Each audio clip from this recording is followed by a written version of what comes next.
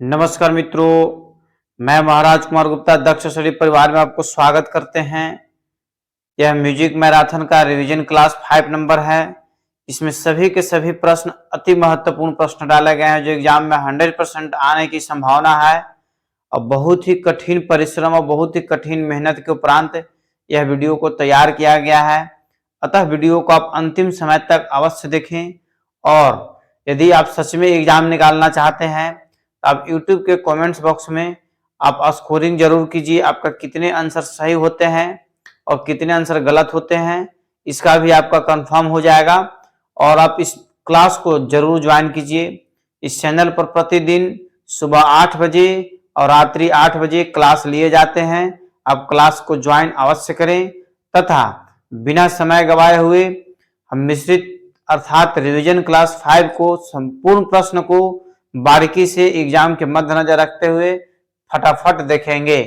ठीक है, आपको कमेंट्स में आंसर फटाफट देते रहना है। अतः बिना समय गवाए हुए आज के प्रथम प्रश्न पर ध्यान दीजिए। रत्ना कुमार को किस उपाधि से सम्मानित किया गया? कुचिपुड़ी नृत्यांगना रत्ना कुमार को किस उपाधि से सम्मानित किया गया? तो ए में है पद्मश्री, बी में है पद्म भूषण, सी में है संगीत अकादमी अवार्ड और डी में है कालिदास सम्मान। तो इसका आंसर हो जाएगा बच्चों सी नंबर। सी कहने का मतलब है कि संगीत अकादमी अवार्ड नृत्यांगना रत्न कुमार को मिल चुका है।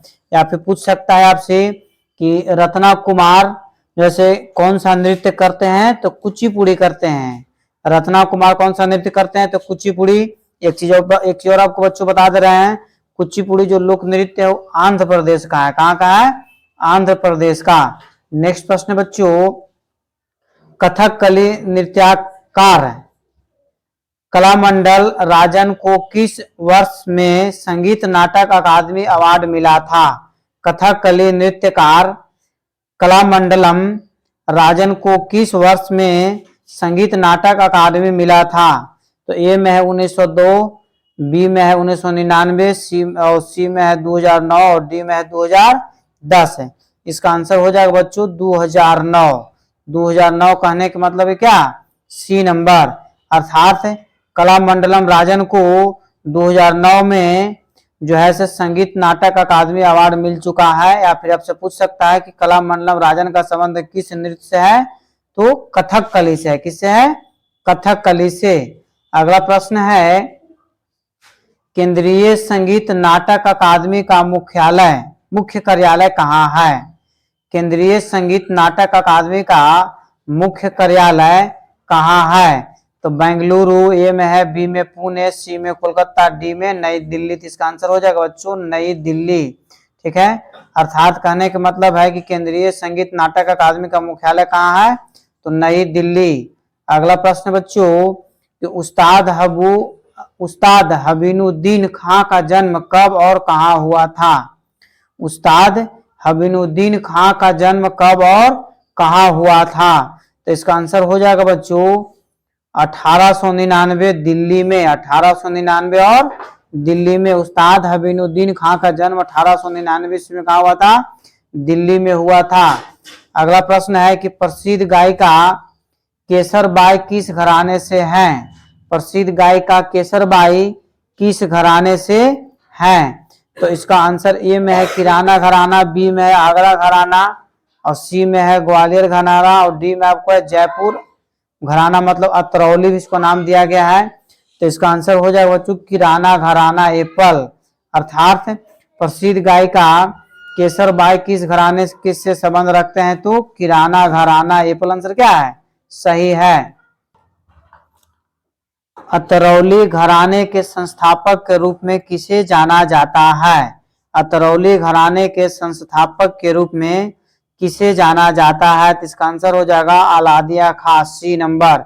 आप कमेंट्स में आंसर अवश्य दिया कीजिए। अगला प्रश्न बच्चों, कि सूरमणि का सम्मान किसको प्राप्त है? सूरमणि का सम्मान किसको प्राप्त है? ए में एन राजन, बी में बसंत देसाई, सी में सितारा देवी, डी में गंगूबाई हंगल। इसका आंसर हो जाएगा बच्चों एप्पल, एन राजन। सूरमणि का सम्मान किसको प्राप्त है? तो एन राजन साहब को एन राजन साहब को। अगला प्रश्न आपका है कि किस कलाकार को नर्तनाचार्य की उपाधि से सम्मानित किया गया है? किस कलाकार को नर्तनाचार्य की उपाधि से सम्मानित किया गया है? तो ए में आपको गुरु विपिन सिंह, बी में है शंभू महाराज, डी में है, सी में है बिरजू महाराज, डी में है सितारा देवी। तो इसका आंसर हो जाएगा बच्चों गुरु विपिन सिंह को।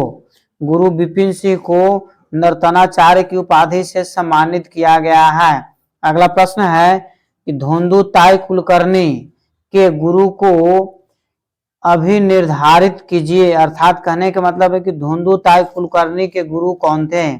धोंदुताई कुलकर्णी के गुरु कौन थे? तो इसका आंसर बच्चों बारीकी से आप जरूर कमेंट्स में बताया कीजिए। केसरबाई केरकर, केसरबाई केरकर। अगला प्रश्न मित्रों, गीत के कितने अंग होते हैं? गीत के कितने अंग होते हैं? ए में है 3, बी में है 6, सी में है 4 और डी में है 8 है। इसका आंसर हो जाएगा बच्चों 3। गीत के कितने अंग होते हैं? तो 3 होते हैं। गीत के कितने अंग होते हैं? तो 3 होते हैं। अगला प्रश्न बच्चों कि महाराजा भोज का अभ्युदय काल किस शताब्दी में हुआ था? महाराजा भोज का अभ्युदय काल किस शताब्दी में हुआ था? तो इसका आंसर हो जाएगा बच्चों 11वीं शताब्दी, बी नंबर। ठीक है। नेक्स्ट प्रश्न पर ध्यान दीजिएगा कि दृश्य कला, श्रव्य कला एवं मिश्रित कला के ये प्रकार किस आधार पर है? दृश्य कला, श्रव्य कला एवं मिश्रित कला के ये प्रकार किस आधार पर है?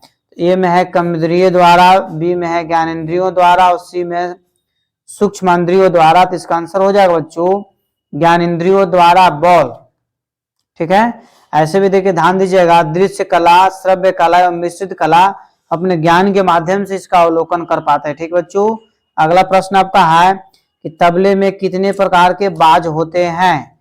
तबले में कितने प्रकार के बाज होते हैं? ए में है 4, बी में है 5, सी में है 3 और डी में है 2। तो इसका आंसर हो जाएगा बच्चों 5 है। तबले में कितने प्रकार के बाज होते हैं? तो 5 प्रकार के होते हैं। तबले में कितने प्रकार के बाज होते हैं? तो 5 प्रकार के होते हैं। श्रीमती सुलोचना बृहस्पति किस घराना परंपरा की हैं? श्रीमती सुलोचना बृहस्पति किस घराना परंपरा की है? तो इसका आंसर हो जाएगा बच्चों एप्पल। एप्पल कहने का मतलब है कि किराना घराना। श्रीमती सुलोचना बृहस्पति किस घराना परंपरा के हैं? तो किराना घराना का। अगला प्रश्न है इनमें से मेजर कार्ड कौन सी है? इनमें से मेजर कार्ड कौन सी है? डायरेक्ट इसका आंसर आप बताइए एकदम। इनमें से मेजर कार्ड कौन सी है? तो पनीरे मतलब एप्पल। ठीक है। पनीरे को हम मेजर कार्ड कहते हैं। अगला प्रश्न बच्चों कि वृंदावन में किस नाम से संगीत समारोह आयोजित किया जाता है? वृंदावन में किस नाम से संगीत समारोह का आयोजित किया जाता है? तो इसका आंसर हो जाएगा बच्चों स्वामी हरिदास। स्वामी हरिदास जी के नाम पर वृंदावन में संगीत समारोह का आयोजन किया जाता है। सूर श्रृंगार संसद कहाँ स्थित है? सूर श्रृंगार संसद कहाँ स्थित है? तो इसका आंसर हो जाएगा बच्चों दिल्ली एप्पल में। सूर श्रृंगार संसद कहाँ स्थित है? तो दिल्ली में स्थित है। अगला प्रश्न है कि उस्ताद अल्लाह रखा खां किस घराने से संबंधित हैं?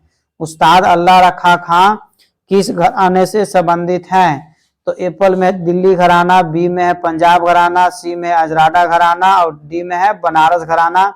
इसका आंसर हो जाएगा बच्चों दिल्ली घराना। उस्ताद अल्लाह रखा खां का संबंध किस घराने से है? तो दिल्ली घराने से। घरानों की नींव किस काल में पड़ी थी? घरानों की नींव किस काल में पड़ी थी? तो इसका आंसर बच्चों कमेंट्स में आप जरूर दिया कीजिए। इसका आंसर हो जाएगा राजपूत काल में। कौन सी काल में? राजपूत काल में। अगला प्रश्न बच्चों राजपूत काल में हुए प्रसिद्ध नाटककार कौन थे? राजपूत काल में हुए प्रसिद्ध नाटककार कौन थे? तो इसका आंसर बच्चों आप कमेंट्स में जरूर दिया कीजिए। ए में है भाव भट्ट, बी में है कालिदास, सी में है भवभूति, डी में है वान भट्ट। इसका आंसर हो जाएगा बच्चों भवभूति। राजपूत काल में हुए प्रसिद्ध नाटककार कौन थे? तो भवभूति। अगला क्वेश्चन है कि नाट्य युग का स्वर्ण युग कहा जाता है?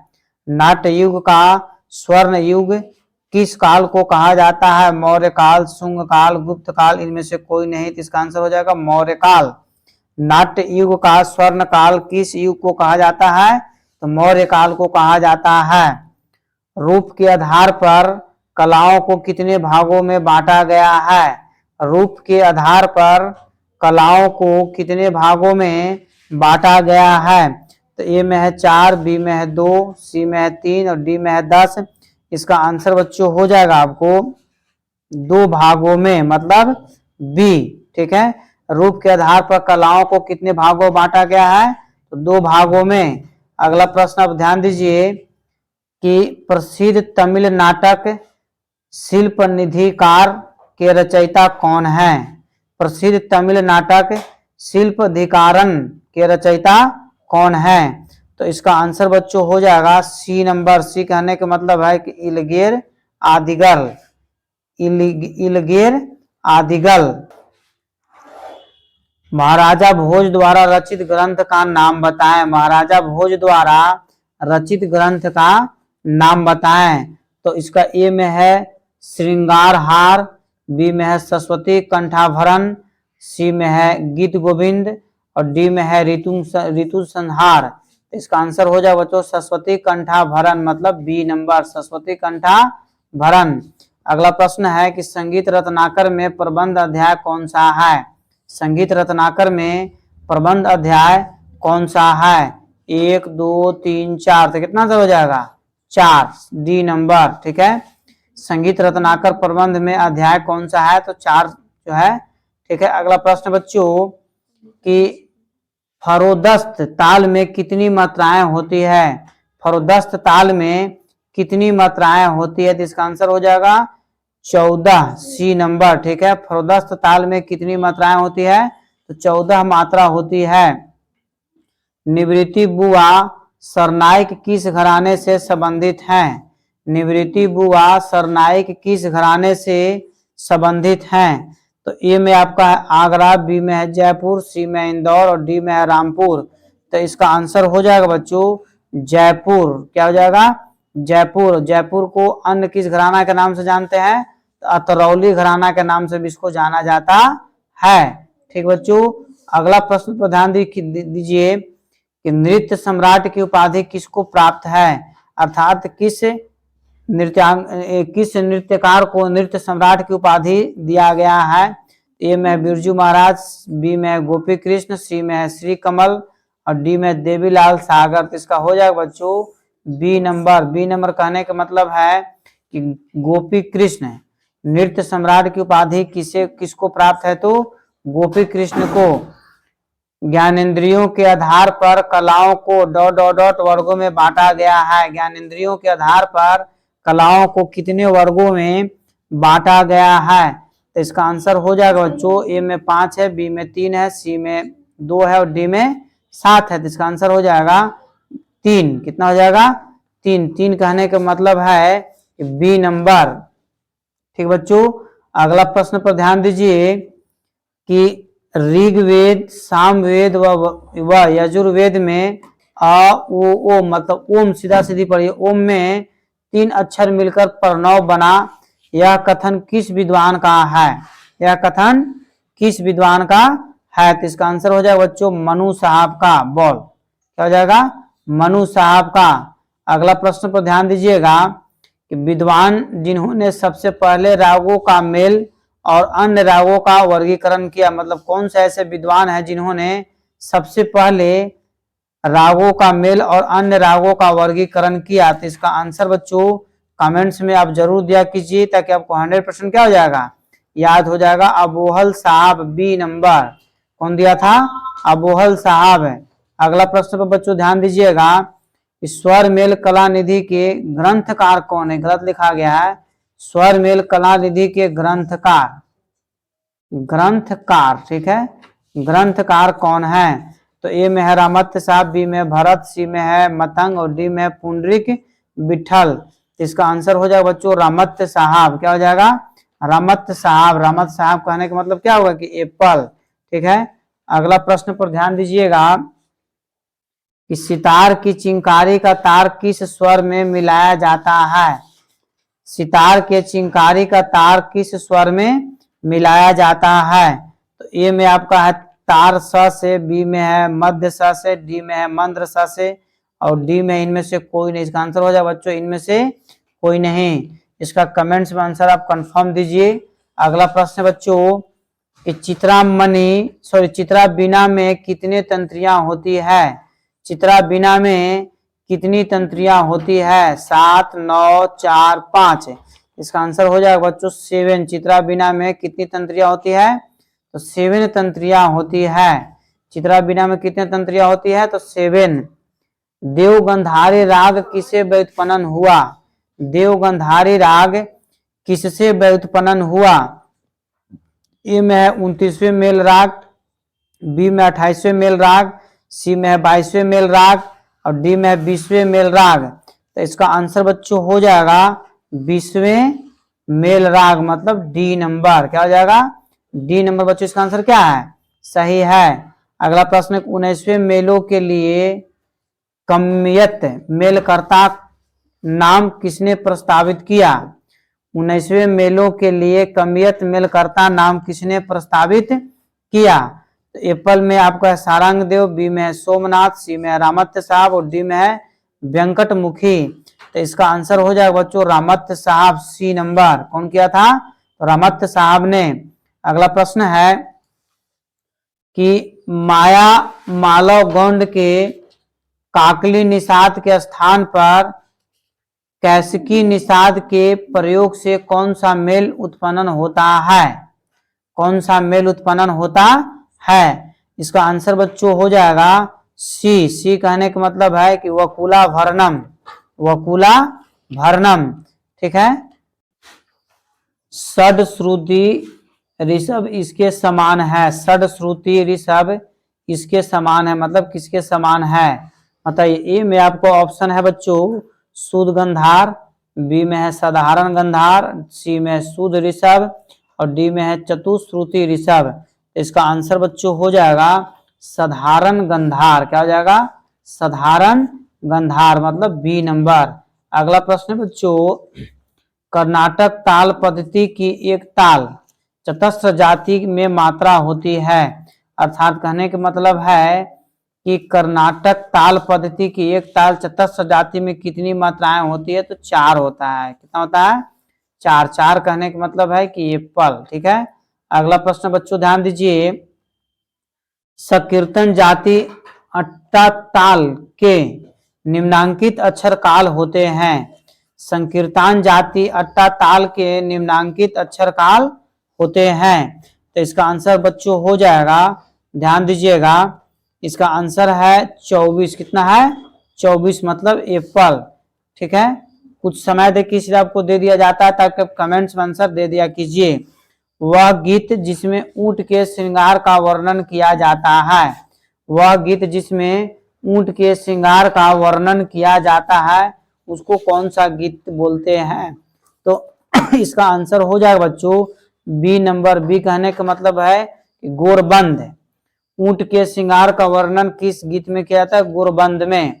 अगला प्रश्न है हरियाणा की विशिष्टता की दृष्टि से प्रचलित लोकगीत जो समस्त भारत में प्रचलित है कौन सा है। तो सांग भी है, भात भी है, बयोंदा भी है अर्थात डी। इसका आंसर क्या है सही है, सभी आंसर सही है।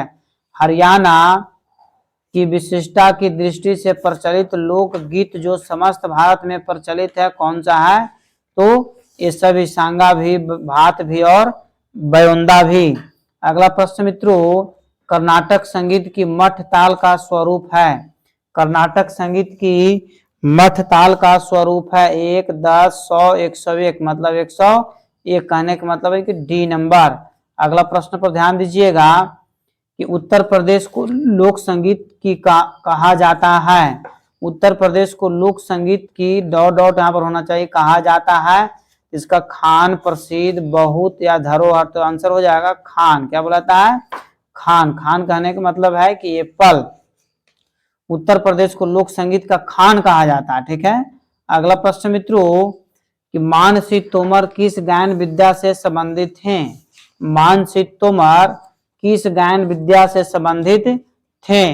इसका आंसर बच्चों आप कमेंट्स में जरूर दीजिए कि मानसी तोमर किस गायन विद्या से संबंधित थे? टप्पा से, ध्रुपद से, ठुमरी से, ख्याल से। तो इसका आंसर हो जाएगा बच्चों टप्पा से, सॉरी ठुमरी से। क्या हो जाएगा? ठुमरी। मानसी तोमर किस गायन विद्या से संबंधित है? तो ठुमरी से संबंधित है कि ठीक है।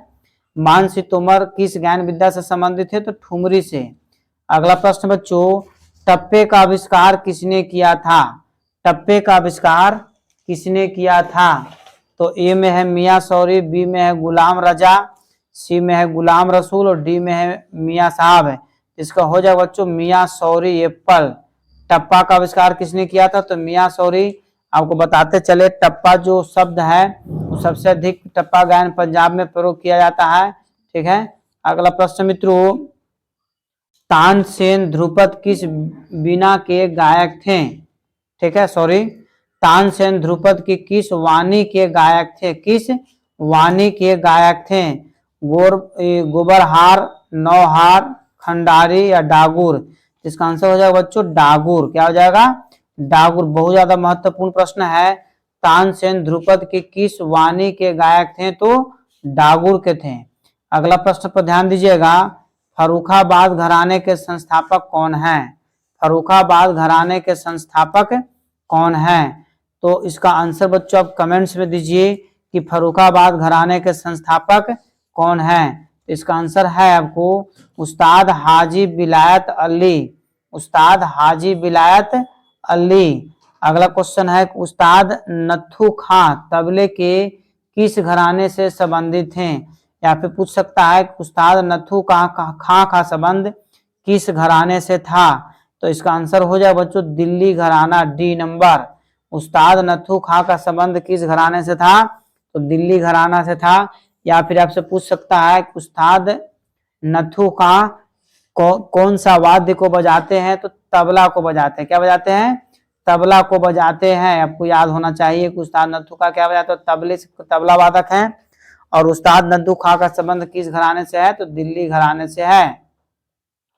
पंडित विश्व मोहन भट्ट का जन्म किस स्थान पर हुआ था?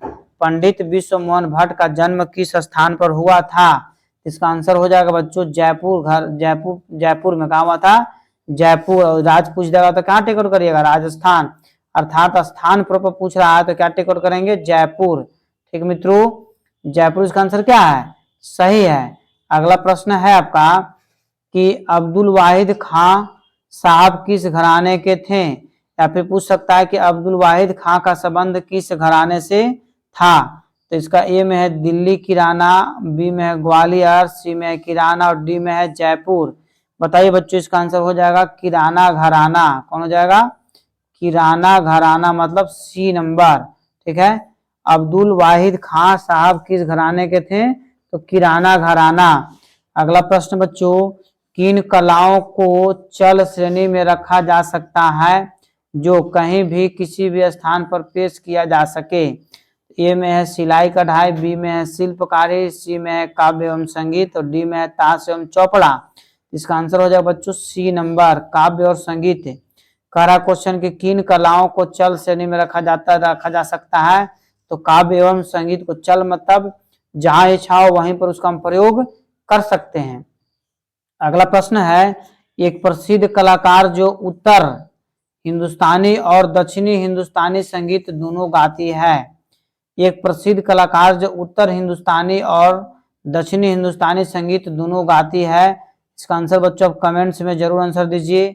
बताइए ए में है अरुण साई राम, बी में है वाणी जयराम, सी में है कविता कृष्णमूर्ति, डी में है मालिनी राजूरकर। इसका आंसर हो जाएगा डी नंबर मालिनी राजूरकर। अगला प्रश्न बच्चों कि उस्ताद अमीर हुसैन ने किस महिला तबला वादक को शिक्षा दी? उस्ताद अमीर हुसैन ने किस महिला तबला वादिका को शिक्षा दी? तो इसका ए में है शोभा कुदेसिया, बी में उस्ताद अबान ए मिस्त्री, सी में है शोभना और डी में मोधुबाई। इसका आंसर हो जाएगा बच्चों उस्ताद अबान ए मिस्त्री। उस्ताद अबान ए मिस्त्री अर्थात उस्ताद अमीर हुसैन साहब ने किस महिला को वादिकाओं का तबला वादिकाओं का शिक्षा दिया? तो उस्ताद अबान ए मिस्त्री को। ताल प्रसून पुस्तक के लेखक कौन है? बहुत ज्यादा महत्वपूर्ण प्रश्न है कि ताल प्रसून पुस्तक के लेखक कौन है? तो इसका आंसर बच्चों ए में है गिरीश चंद्र, बी में है छोटे लाल मिश्र, सी में है स्वामी पागलदास और डी में है विजय शंकर मिश्र। इसका हो जाएगा छोटे लाल मिश्र। क्या हो जाएगा? छोटे लाल। ताल प्रकरण से संबंध देवता का नाम है। ताल प्रकरण से संबंध देवता का नाम है। ए में है ब्रह्मा, बी में है विष्णु, सी में है महेश और डी में है गणेश। इसका आंसर हो जाएगा बच्चों महेश, सी नंबर। क्या हो जाएगा? महेश। ताल प्रकरण से संबंध देवता का नाम क्या है? तो महेश है। अगला प्रश्न बच्चों कि नंगला राग व्युत्पन्न हुआ है। नंगला राग व्युत्पन्न हुआ है। तो ए में आपका 29वें मेल से, बी में 28वें मेल से, सी में 22वें मेल से और डी में है 20वें मेल से। इसका आंसर हो जाएगा बच्चों 22वें मेल से, सी नंबर। कितना मेल से? 22वें मेल से। अगला प्रश्न है कि निम्नलिखित में से वैदिक स्वर कौन से हैं? निम्नलिखित में से वैदिक स्वर कौन से हैं? उदात, अनुदात, स्वरित अर्थात ये सभी आंसर सही है। ठीक बच्चों, ये सभी मतलब उदात भी है, अनुदात भी है, स्वरित भी है। ध्यान दीजिएगा फिर से इस प्रश्न को कि निम्नलिखित में से वैदिक स्वर कौन से है? तो उदात मतलब उच्च होता है, अनुदात मतलब नीच होता है और स्वरित मतलब मध्य होता है, मध्यम। ठीक है, अर्थात क्या हो जाएगा? ये सभी डी नंबर। अगला प्रश्न है बच्चों कि कर्नाटक ताल पद्धति की 8 ताल का स्वरूप है। कर्नाटक ताल पद्धति की 8 ताल का स्वरूप है। तो 101 कहने का मतलब है कि सी नंबर। 101 कहने का मतलब क्या है? C number. अगला प्रश्न बच्चों सारंग देव ने सालग सूड प्रबंध ने कितने प्रकार बताए हैं? सारंग देव ने सालग सूड प्रबंध के कितने प्रकार बताए हैं? ए में है 3, बी में है 5, सी में है 7 और डी में है 4। इसका आंसर हो जाएगा बच्चों 3 कि सारंग देव ने सालग सूड प्रबंध के कितने प्रकार बताए हैं? तो 3 कहने का मतलब है कि ये पल। अगला प्रश्न बच्चों ध्रुपद की कितनी बानियां हैं? ध्रुपद की कितनी बानियां हैं? ए में है 4, बी में है 3, सी में है 7 और डी में है 6। बताइए इसका आंसर क्या होगा कि ध्रुपद की कितनी बानियां हैं? इसका आंसर हो जाएगा बच्चों 3। ध्रुपद की कितनी बानियां हैं? 3 है। ध्रुपद की कितनी बानियां हैं? 3 है। अगला प्रश्न है शब्द और स्वर दोनों की उत्पत्ति किससे मानी गई है? शब्द और स्वर दोनों की उत्पत्ति किससे मानी गई है? नाद से। देखिए ये आपको ओठम गलत लिखा गया, ओम होगा। ओ उ और म अलग अलग है, ओम। ठीक है, शब्द और स्वर दोनों की उत्पत्ति किससे मानी गई है? तो ओम से। मतलब कहने का मतलब क्या है कि बी नंबर। ठीक बच्चों, बी नंबर आंसर इसका क्या है? सही है कि शब्द और स्वर दोनों की उत्पत्ति किससे हुआ है? तो ओम से हुआ है। अगला प्रश्न है चारु कलाओं में किन कलाओं को स्थान प्राप्त था? चारु कलाओं में किन कलाओं को स्थान प्राप्त था? तो इसका आंसर बच्चों कमेंट्स में आप जरूर दीजिए। ए में है चौपड़, शतरंज और ताश, बी में है मेहंदो चौकापूर्ण और सी में है सिलाई एवं कढ़ाई और डी में है खाना बनाना काश्तकारी करना। तो इसका आंसर हो जाएगा बच्चों बी नंबर। बी कहने का मतलब है कि मेहंदी हुआ, मेहंदो नहीं, मेहंदी और चौकापूर्ण, बी नंबर। ठीक है, मेहंदी और। अगला प्रश्न बच्चों कि इनमें से संगीत शास्त्री कौन है? इनमें से संगीत शास्त्री कौन है? ये आपको पूर्ण रूप से बच्चों ऑप्शनली क्वेश्चन है। ठीक है, इसका आंसर हो जाएगा पंडित वासुदेव शास्त्री। पंडित वासुदेव शास्त्री जो है संगीत शास्त्री हैं। अगला प्रश्न बच्चों एक यौगिक सुशीरवाद है, मतलब इनमें से कौन सा ऐसा यौगिक है जो सुशीरवाद के अंतर्गत आता है?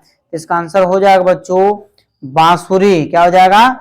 बांसुरी। बांसुरी को सुशीरवाद के अंतर्गत रखा गया है। सर्वप्रथम अस्तित्व में आने वाला वाद्य कौन सा है? सर्वप्रथम अस्तित्व में आने वाला वाद्य कौन सा है? बताइए बच्चों। ए में है पटह, बी में है अलीगंग, और सी में है दुर्दर, और डी में है दुदुम्भी। दुदुम्भी होगा इसका आंसर हो जाएगा बच्चों दुदुम्भी। सर्वप्रथम अस्तित्व में आने वाला वाद्य कौन है? तो दुदुम्भी। अगला प्रश्न बच्चों, उदात्त, अनुदात्त एवं स्वरित के लिए निम्नलिखित में से कौन सा क्रम सही है? अभी तुरंत हम कुछ देर पहले आपको बता चुके थे। उदात्त मतलब ऊंच होता है, अनुदात्त मतलब नीच होता है, ठीक है, और स्वरित मतलब मध्यम होता है, अर्थात ऊंच नीच और मध्यम। ऊंच नीच और मध्यम किसमें है? सी नंबर में है। उदात्त मतलब ऊंच, अनुदात्त मतलब नीचा, और स्वरित मतलब मध्यम, अर्थात इसका आंसर क्या हो जाएगा? C number. अगला प्रश्न बच्चों, कि श्रुति स्मृति के अनुसार सही कथन यहाँ पर होगा। सही कथन का चयन कीजिए। सही कथन का चयन कीजिए। इसका डायरेक्ट में बच्चों आपको आंसर बता देते कि यह प्रणव ही परमात्मा का अति सुंदर नाम है। यह प्रणव ही परमात्मा का अति सुंदर नाम है, मतलब सी नंबर। अगला प्रश्न बच्चों, कि 64 कलाओं को कितने प्रकारों में रखा था? 64 कलाओं को किन प्रकारों में रखा गया था? तो इसका आंसर हो जाएगा बच्चों चारु कारु, बी नंबर, चारु कारु। ध्यान दीजिएगा फिर से एक बार कि 64 कलाओं को किन प्रकारों में रखा गया था? तो चारु कारु। अगला प्रश्न है, कारु अथवा उपयोगी कलाओं के अंतर्गत किन कलाओं को स्थापना प्राप्त है? स्थान प्राप्त है? कारु अथवा उपयोगी कलाओं के अंतर्गत किन कलाओं का स्थान प्राप्त है? तो ए में है सिलाई, बी में है मेहंदी, डी में है चौपड़, और डी में आपका है शिल्पकारी। बताइए बच्चों, इसका आंसर हो जाएगा सिलाई। क्या हो जाएगा? सिलाई, मतलब ए नंबर। सिलाई कहने का मतलब क्या हो गया? ए नंबर। बच्चों इसका आंसर सही है। संगीत के आदि गुरु हैं, अर्थात संगीत के आदि गुरु किन्हें कहा जाता है? संगीत के आदि गुरु किन्हें कहा जाता है? तो बच्चों ए में आपका आंसर है भरत साहब, और बी में आपका आंसर है त्यागराज, सी में पुरंदरदास, डी में है अन्नमाचार्य। बताइए इसका आंसर क्या होगा? इसका आंसर बच्चों हो जाएगा भरत साहब, एप्पल। क्या हो जाएगा? भरत साहब। अगला प्रश्न बच्चों, गेय नाटक के रचनाकार कौन है? गेय नाटक किताब है, गेय नाटक के रचनाकार कौन है?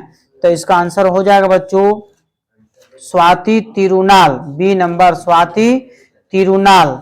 अगला प्रश्न बच्चों, कि भारत के दो विकृति स्वर कौन से हैं? भारत के दो विकृति स्वर कौन से हैं? बताइए इसका आंसर। ए में है अंतर्गंधार, बी में है काकली निषाद, और सी में ए और बी दोनों सही है, अर्थात अंतर्गंधार भी सही है और काकली निषाद भी बच्चों आपका सही आंसर है। अगला प्रश्न, ओम शब्द के अंतर्गत म शब्द किसका प्रतीक है? ओम शब्द के अंतर्गत म शब्द किसका प्रतीक है? बहुत ही बच्चों महत्वपूर्ण प्रश्न है। इसका आंसर हो जाएगा विलय शक्ति, सी नंबर, विलय शक्ति। ओम शब्द के अंतर्गत म शब्द किसका प्रतीक है? तो विलय शक्ति का। संगीत रिसर्च अकादमी को दूसरे किस नाम से भी जाना जाता है? बहुत ही महत्वपूर्ण प्रश्न बच्चों, कि संगीत रिसर्च अकादमी को दूसरे किस नाम से भी जाना जाता है? तो इसका आंसर बच्चों आप कमेंट्स में जरूर दिया कीजिए, ताकि 100% आपको याद हो जाए। ए में है ITC, बी में ICT, और सी में IIT, और डी में ITI। इसका आंसर बच्चों हो जाएगा एप्पल। एप्पल कहने का मतलब है कि ITC की स्थापना जो हुआ था बच्चों 1978 में हुआ था। या फिर आपसे पूछ देगा कि संगीत रिसर्च अकादमी का मुख्यालय कहाँ है? तो कोलकाता में। कहाँ है? कोलकाता। आपको याद होना चाहिए, ठीक है। नेक्स्ट प्रश्न पर बच्चों ध्यान दीजिएगा। अतरौली घराने को किस घराने की उपशाखा कहा जाता है? अतरौली घराने को किस घराने की उपशाखा कहा जाता है? जयपुर, भिंडी बाजार, श्याम चौरासी, या फिर लखनऊ। बताइए बच्चों इसका आंसर क्या होगा? इसका आंसर हो जाएगा एप्पल। एप्पल कहने का मतलब है कि जयपुर घराना, ठीक है। अतरौली घराने को किस घराने की उपशाखा कहा जाता है? तो जयपुर घराने का, ठीक है। अगला प्रश्न है बच्चों, संगीत एवं कलाओं का प्रथम विश्वविद्यालय कहाँ स्थापित स्थित है? संगीत एवं कलाओं का प्रथम विश्वविद्यालय कहाँ पर स्थित है? ए में है वाराणसी, बी में है बड़ोदरा, सी में है खैरागढ़ और डी में है रायगढ़ है। इसका आंसर हो जाएगा बच्चों कैट, खैरागढ़ छत्तीसगढ़ में आपको पड़ता है। ठीक है, अगला प्रश्न पर ध्यान दीजिएगा कि अतरौली का संबंध किस स्थान से है? अतरौली का संबंध किस स्थान से है? अभी कुछ देर पहले आपको बताए थे कि अतरौली घराने का संबंध जैसे जयपुर घराने का उपशाखा है, परंतु यहाँ पर आपका प्रश्न है कि अतरौली का संबंध किस स्थान से है? तो इसका अलीगढ़, आजमगढ़, बड़िया और फैजाबाद। इसका आंसर हो जाएगा बच्चों अलीगढ़, एप्पल। क्या हो जाएगा? अतरौली का संबंध कहाँ से है? तो अलीगढ़ से है। अगला प्रश्न है आफ्ताबे मूसिकी की उपाधि से किस संगीतज्ञ को नवाजा गया? आफ्ताबे मूसिकी, हालांकि मुसफ़ी होना चाहिए, मुसफ़ी की उपाधि से किस संगीतज्ञ को नवाजा गया? गुलाम अली, फयाज खां, हसू खां, घगे खुदा बख्श। बताइए बच्चों इसका आंसर क्या होगा? इसका आंसर हो जाएगा फयाज खां। फयाज खां कहने का मतलब है कि बॉल। ठीक है मित्रों, अगला प्रश्न पर ध्यान दीजिएगा। निम्नलिखित में से वृंद के प्रकारों का नाम बताएं। निम्नलिखित में से वृंद के प्रकारों का नाम बताएं। उत्तम, मध्य, अधम या ये सभी? इसका आंसर हो जाए बच्चों अधम। वृंद के प्रकार इसमें से कौन है? तो अधम है। अगला प्रश्न पर ध्यान दीजिएगा। गायक, गायिकाओं और वादकों के समूह कौन सा वृंदगान होता है? गायक, गायिकाओं और वादकों के समूह को कौन सा वृंदगान कहते हैं? तो इसका आंसर बच्चों उत्तम, मध्यम या अधम या ये भी दोनों सही है। कमेंट्स में आप जरूर आंसर दिया कीजिए। इसका आंसर हो जाएगा बच्चों उत्तम। क्या हो जाएगा? उत्तम। नेक्स्ट प्रश्न है बच्चों, ध्यान दीजिएगा। नेक्स्ट प्रश्न पर ध्यान दीजिएगा। त्रिवट के दो भाग, त्रिवट के दो भाग होते हैं, त्रिवट के दो भाग डॉट डॉट डॉट होते हैं तो उसको संचारी बोलते हैं। ठीक है, त्रिवट के दो भाग को क्या बोलते हैं? संचारी बोलते हैं। कैट इसका आंसर बच्चों क्या है? सही है। नेक्स्ट प्रश्न पर बच्चों ध्यान दीजिएगा बारीकी से। प्रश्न है आपका कि त्रिवट के साथ निम्नलिखित में से कौन सी सही ताल बजती है? त्रिवट के साथ निम्नलिखित में से कौन सी सही ताल बजती है? तो तीन ताल, कहरवा ताल या संचारी या फिर ये भी दोनों सही है। बताइए बच्चों इसका आंसर क्या होगा? इसका आंसर आपको हो जाएगा तीन ताल, मतलब एप्पल। ठीक है, त्रिवट के साथ निम्नलिखित में से कौन सी सही ताल बजती है? तो तीन ताल बजती है। अगला प्रश्न है कि वृंद के कितने प्रकार माने जाते हैं, या फिर पूछ सकता है एग्जाम में आपको कि वृंद के कितने प्रकार हैं? वृंद के कितने प्रकार हैं? तो इसका आंसर बच्चों 3, 4, 6, 2। बताइए क्या आंसर होगा? तो वृंद के जो प्रकार आपको 4 हैं। कितने हैं वृंद के प्रकार? 4। कहने का मतलब है कि बॉल आंसर सही। वृंद के कितने प्रकार है बच्चों? तो 4 प्रकार हैं। अगला प्रश्न है कि ओडिसी नृत्य के प्रमुख रूप है, अर्थात ओडिसी नृत्य के प्रमुख रूप कौन सा है? तो इसका आंसर हो जाए बच्चों एप्पल। एप्पल कहने का मतलब है कि कलिंगा और आंध्री। कलिंगा और आंध्री ओडिसी नृत्य के प्रमुख रूप है, तो कलिंगा और आंध्री। अगला प्रश्न मित्रों, उड़ीसा के नृत्य को कहा जाता है? उड़ीसा के नृत्य को और किस नाम से जाना जाता है या कहा जाता है? पंचाली नृत्य, आड़ू नृत्य, दक्षा नृत्य या कलिंगा? तो इसका आंसर हो जाए बच्चों आड़ू नृत्य। आड़ू नृत्य कहने का मतलब है कि बॉल। ठीक है, अगला प्रश्न पर बच्चों ध्यान दीजिएगा कि ओतीपुआ एवं महारियों की दो परंपराएं किस नृत्य में है? किस नृत्य में? ए में आपको ऑप्शन बच्चों कथक, बी में उड़ीसी, सी में कथकली, डी में कुचिपुड़ी। बताइए बच्चों इसका आंसर क्या होगा? इसका आंसर आपको कमेंट्स में अवश्य देना है। इसका आंसर हो जाएगा उड़ीसी। उड़ीसी कहने का मतलब है कि बॉल। ठीक है, ओतीपुआ एवं महारियों की दो परंपराएं किस नृत्य में है? तो उड़ीसी में है। अगला प्रश्न पर ध्यान दीजिएगा कि भारतनाट्यम की प्रसिद्ध नृत्यांगना कौन है? भारतनाट्यम की प्रसिद्ध नृत्यांगना इनमें से कौन है? बताइए इसमें से कौन आंसर? उमा शर्मा, झावरी बहने। झावरी बहने तो आपको मणिपुरी से है। झावरी बहने किससे हैं? मणिपुरी से। सितार देवी या रुकमणी अरुणेलम। तो इसका आंसर हो जाएगा बच्चों रुकमणी अरुणेलम ही सही है। ठीक है, भारतनाट्यम की प्रसिद्ध नृत्यांगना कौन है? तो रुकमणी अरुणेलम। अगला प्रश्न बच्चों कि दक्षिण भारतीय ग्रामीण मंदिरों में किस वाद्य का प्रयोग अधिक होता है? दक्षिण भारतीय ग्रामीण मंदिरों में किस वाद्य का प्रयोग अधिक होता है? तो उदकोई, तून तून तीना, मोरसिंह या नगाड़ा। तो इसका आंसर हो जाएगा बच्चों एप्पल। एप्पल कहने के मतलब है आपको कि उदकई। अगला प्रश्न पर बच्चों ध्यान दीजिएगा कि संयुक्त राष्ट्र संघ में सर्वप्रथम गायन प्रस्तुत करने वाली महिला कौन है? यदि आप बीपीएससी म्यूजिक टीचर की तैयारी में लगे हुए हैं तो इसका आंसर आपको 100% याद होना चाहिए। लता मंगेशकर, एम.एल. बसंत कुमारी, एम.एस. सुब्बालक्ष्मी, एम. राजम। इसका आंसर हो जाएगा बच्चों एम.एस. सुब्बालक्ष्मी।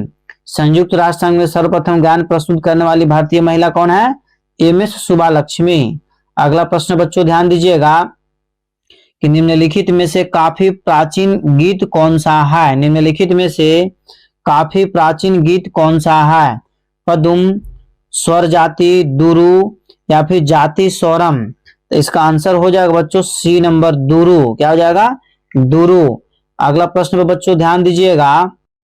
अगला प्रश्न मित्रों बारीकी से केयर करिएगा इस पर, ठीक है, कि कर्नाटक संगीत में प्रयुक्त जाविल हिंदुस्तानी किस विद्या के संबंध कहा जाता है? कर्नाटक संगीत में प्रयुक्त जावली हिंदुस्तानी किस विद्या के समक्ष कहा जाता है? तो इसका आंसर हो जाएगा बच्चों ए में धमार है, बी में टप्पा है, सी में ठुमरी है, डी में ध्रुपद है। इसका आंसर हो जाएगा बच्चों ठुमरी। क्या हो जाएगा? ठुमरी। अगला प्रश्न पर ध्यान दीजिएगा कि मूर्छना तानों में षड्ज ग्राम की कितनी ताने थी? मूर्छना तानों में षड्ज ग्राम की कितने ताने थी? तो 54, 60, 49 और 53। 54, 60, 49 और 53। तो 20 नंबर का आंसर हो जाएगा बच्चों आपको 49। कितना है? 49। 49 मतलब सी। अगला प्रश्न बच्चों कि साधारणकृत मूर्छना में शुद्ध नी के स्थान पर किस स्वर का प्रयोग किया गया? साधारणकृत मूर्छना में शुद्ध नी के स्थान पर किस स्वर का प्रयोग किया गया? अंतर निषाद, साधारण निषाद, कौशिक निषाद, काकली निषाद। तो इसका आंसर हो जाएगा बच्चों काकली निषाद, डी नंबर। क्या हो जाएगा? बार बार बच्चों बता रहे हैं कि कमेंट्स में जरूर आप आंसर दिया कीजिए। अगला प्रश्न पर ध्यान दीजिएगा कि मूर्छना के 4 प्रकारों द्वारा मध्यम तथा षड्ज ग्राम से कुल कितनी मूर्छनाओं का अभिभार्व हुआ? कुल कितनी मूर्छनाओं का अभिभार्व हुआ? तो ए में है 56, बी में है 64, सी में है 42 और डी में है 63 है। तो इसका आंसर हो जाएगा बच्चों 56, 56। कितना हो जाएगा? 56। नेक्स्ट प्रश्न पर बच्चों ध्यान दीजिएगा कि मूर्छना ताने कितनी होती है? मतलब मूर्छना में ताने कितनी होती है? 85, 84, 87, 94। बताइए बच्चों इसका आंसर क्या होगा? इसका आंसर हो जाएगा बी नंबर। बी कहने का मतलब है कि 84। कितना हो जाएगा? 84 मतलब बी नंबर। अगला प्रश्न मित्रों उत्तर भारतीय संगीत में भारतखंडे द्वारा कितने थाटों को मान्यता दी गई है? उत्तर भारतीय संगीत में भारतखंडे द्वारा कितने थाटों की मान्यता दी गई है? ए में आपको 7 है, बी में 9 है, सी में 10 है, डी में 12 है। बताइए बच्चों इसका आंसर क्या होगा? इसका आंसर हो जाएगा 10। 10 कहने का मतलब है कि सी नंबर। देखिए इतना फास्ट इसलिए आप लोगों को बताया जा रहा है क्योंकि एग्जाम का डेट बहुत ही नजदीक आ चुका है, इसलिए कम समय में अधिक से अधिक प्रश्न को देख लेना अति आवश्यक है। अगला प्रश्न मित्रों राग भीमपलासी तथा बागेश्वरी किस थाट का राग है? राग भीमपलासी तथा बागेश्वरी किस थाट का राग है? ए में है कल्याण, बी में है भैरवी, सी में है काफी, डी में है तोड़ी। बताइए बच्चों इसका आंसर क्या होगा? कुछ गैपिंग इसलिए छोड़ दिया जाता है ताकि आप आंसर आराम से दे सकें। इसका आंसर हो जाएगा बच्चों काफी, सी नंबर। क्या हो जाएगा? C number. नेक्स्ट प्रश्न मित्रों कि साधारणकृत मूर्छना में शुद्ध ग के स्थान पर किस स्वर का प्रयोग किया गया? साधारणकृत मूर्छना में शुद्ध ग के स्थान पर किस स्वर का प्रयोग किया गया? ए में है बच्चों तीव्रा गंधार, बी में है कोमल गंधार, डी में अंतरा गंधार और सी में है शुद्ध गंधार। तो इसका आंसर हो जाएगा बच्चों अंतरा गंधार, सी नंबर। क्या हो जाएगा? अंतरा गंधार। चक्रवाचक राग में चक्रवाचक राग में बच्चों ध्यान से केयर कीजिएगा। चक्रवाचक राग में शुद्ध मध्यम के स्थान पर प्रति मध्यम लगने से हम पाते हैं सन्मुखी प्रिया, सिद्धेंद्र मध्यम, हेमवती या राम मनोहर। इसका आंसर हो जाएगा बच्चों सी नंबर, हेमवती। अगला प्रश्न पर ध्यान दीजिएगा कि तानपुरा अधिकतर इन स्वरों में मिलाया जाता है। तानपुरा अधिकतम इन स्वरों में मिलाया जाता है। इस प्रश्न को अब बारीकी से ध्यान दीजिएगा कि प्रशंसा मतलब बी नंबर इसका आंसर बच्चों क्या है, सही है। अगला प्रश्न पर ध्यान दीजिएगा कि पखावज का प्रयोग किस गायन शैली के साथ किया जाता है। पखावज का प्रयोग किस गायन शैली के साथ किया जाता है। ए में है रथ ताल, बी में है ठप्पा, सी में है ध्रुपद और डी में है ठुमरी। इसका बच्चों आप कमेंट्स में जरूर आंसर दिया कीजिए। इसका आंसर हो जाएगा आपको ध्रुपद, सी नंबर क्या हो जाएगा, ध्रुपद है। अगला प्रश्न पर ध्यान दीजिएगा कि हवेली संगीत के साथ किस वाद्य की संगीत होती है। हवेली संगीत के साथ किस वाद्य की संगीत होती है, ढोलन, घटम, पखावज या करताल। इसका आंसर हो जाएगा बच्चों सी नंबर, पखावज क्या हो जाएगा, पखावज है। अगला प्रश्न पर ध्यान दीजिएगा कि संगीत रत्नाकर ग्रंथ में कितने अध्याय हैं। संगीत रत्नाकर ग्रंथ में कितने अध्याय हैं। यदि आप बीपीएससी म्यूजिक टीचर की तैयारी कर रहे हैं बच्चों तो इसका आंसर याद होना आपको अति आवश्यक है। 8, 5, 7, 9 तो इसका आंसर बच्चों कितना हो जाएगा, 7, सी नंबर। ठीक है, संगीत रत्नाकर ग्रंथ में कितने अध्याय हैं तो 7 हैं। अगला प्रश्न पर ध्यान दीजिएगा कि संगीत रत्नाकर ग्रंथ को अन्य किस नाम से जाना जाता है। संगीत रत्नाकर ग्रंथ को अन्य किस नाम से जाना जाता है। अष्टपदी, सप्ताध्यायी, पंचाध्यायी, अष्टाध्यायी। तो इसका आंसर हो जाएगा बच्चों सप्ताध्यायी। सप्ताध्यायी कहने का मतलब है कि बी नंबर क्या हो जाएगा, बी नंबर इसका आंसर बच्चों क्या है, सही है। ठीक है, बी नंबर। ठीक है, संगीत रत्नाकर का जो है अन्य नाम क्या है तो सप्ताध्यायी है। अगला प्रश्न बच्चों ध्यान दीजिएगा कि गायन की संगीत किस वाद्य द्वारा श्रेष्ठ रूप में होती है। गायन की संगीत किस वाद्य द्वारा श्रेष्ठ रूप में होती है, सितार, सरोद, सारंगी या बांसुरी। बताइए बच्चों इसका आंसर क्या होगा। इसका आंसर हो जाएगा बच्चों ध्यान दीजिएगा कि सारंगी, सी नंबर क्या हो जाएगा, सी नंबर इसका आंसर क्या है, सही है। अगला प्रश्न पर ध्यान दीजिएगा संगीत रत्नाकर ग्रंथ के रचयिता कौन है। इसका आंसर बच्चों आपको याद होना अति आवश्यक है कि संगीत रत्नाकर ग्रंथ के रचयिता कौन है। ए में है सारंग देव, बी में है नन्या देव, सी में है भरत साहब और डी में है मतंग ऋषि। तो इसका हो जाएगा एप्पल, सारंग देव क्या हो जाएगा, सारंग। नेक्स्ट प्रश्न है कौन आगरा घराना के कलाकार नहीं है। कौन आगरा घराने के कलाकार नहीं है। फैयाज खां, बड़े गुलाम अली खां, दीपाली नाग या घगे खुदा बख्श। कमेंट में बस बच्चों जरूर आंसर दिया कीजिए ताकि आपको 100% याद हो जाए। ठीक है, इसका आंसर बच्चों हो जाएगा दीपाली नाग, सी नंबर। कौन आगरे घराने के कलाकार नहीं है तो दीपाली नाग है। अगला प्रश्न पर ध्यान दीजिएगा दिल्ली घराने के संस्थापक हैं। दिल्ली घराने के संस्थापक कौन है। तो इसका ए में है विलायत अली, बी में सिद्धार्थ खां, सी में है कादिर बख्श और डी में है चतुरलाल। तो इसका आंसर हो जाएगा बच्चों ध्यान दीजिएगा सिद्धार्थ खां मतलब बॉल। ठीक है, दिल्ली घराने के संस्थापक कौन है तो सिद्धार्थ खां। अगला प्रश्न मित्रों पंडित रविशंकर किस घराने से संबंधित हैं। पंडित रविशंकर किस घराने से संबंधित हैं। सेनिया घराना, मैहर घराना, इंदौर घराना, इनमें से कोई नहीं। देखिए बहुत ज्यादा महत्वपूर्ण प्रश्न है। क्वेश्चन में बहुत सारे लड़कों को कंफ्यूज भी है। आज आपको क्लियर कर देते कि पंडित रविशंकर साहब का जन्म 1920 ईस्वी में आपको सेनिया घराना में इनका जन्म हुआ था। किस घराना में, सेनिया घराना में, बंगाल में। कहा हुआ था, बंगाल में। और इनकी पत्नी का नाम था अन्नपूर्णा देवी। ठीक है, इनकी पत्नी का नाम क्या था, अन्नपूर्णा देवी। पंडित रविशंकर का जो विवाह हुआ था अन्नपूर्णा देवी से 1941 ईस्वी में हुआ था। कब हुआ था, 1941 ईस्वी में। ठीक है, इस प्रकार पंडित रविशंकर किस घराने से संबंधित हैं तो सेनिया घराना। अगला प्रश्न से है बच्चों आपका कि सर्वप्रथम कला का 2 भागों में वर्गीकरण किसने किया था। सर्वप्रथम कला का दो भागों में वर्गीकरण किसने किया था? भरत साहब ने, पंचालों ने, गर्गी ने, इनमें से कोई नहीं। तो इसका आंसर हो जाएगा मित्रों पंचालों ने। बॉल। एक चीज और देखिए, महत्वपूर्ण बात बतला रहे हैं, इतना फास्ट इसलिए बताया जा रहा है क्योंकि एग्जाम का समय बहुत ही कम है, कम समय में अधिक से अधिक प्रश्नों को हमको देख लेना है, इसलिए इतना फास्ट बतलाया जा रहा है। ठीक है, नेक्स्ट प्रश्न मित्रों कि भरत के शिष्य का नाम बताया, अर्थात भरत साहब के शिष्य इनमें से कौन थे? तो इसका आंसर ए में आपको है तुम्बरू, बी में है विश्वास, डी में है शांडिल्य और डी में है मतंग साहब। इसका आंसर हो जाए बच्चों सी नंबर, शांडिल्य साहब। अगला प्रश्न है संगीत मेरु ग्रंथ के रचयिता कौन है? संगीत मेरु ग्रंथ के रचयिता कौन है? तो ए में भरत साहब, बी में है शार्दुल, सी में है काहल और डी में है सारंगदेव। तो इसका आंसर हो जाएगा बच्चों आपको काहल साहब, सी नंबर। ठीक है, संगीत मेरु ग्रंथ के रचयिता कौन है? तो काहल साहब है।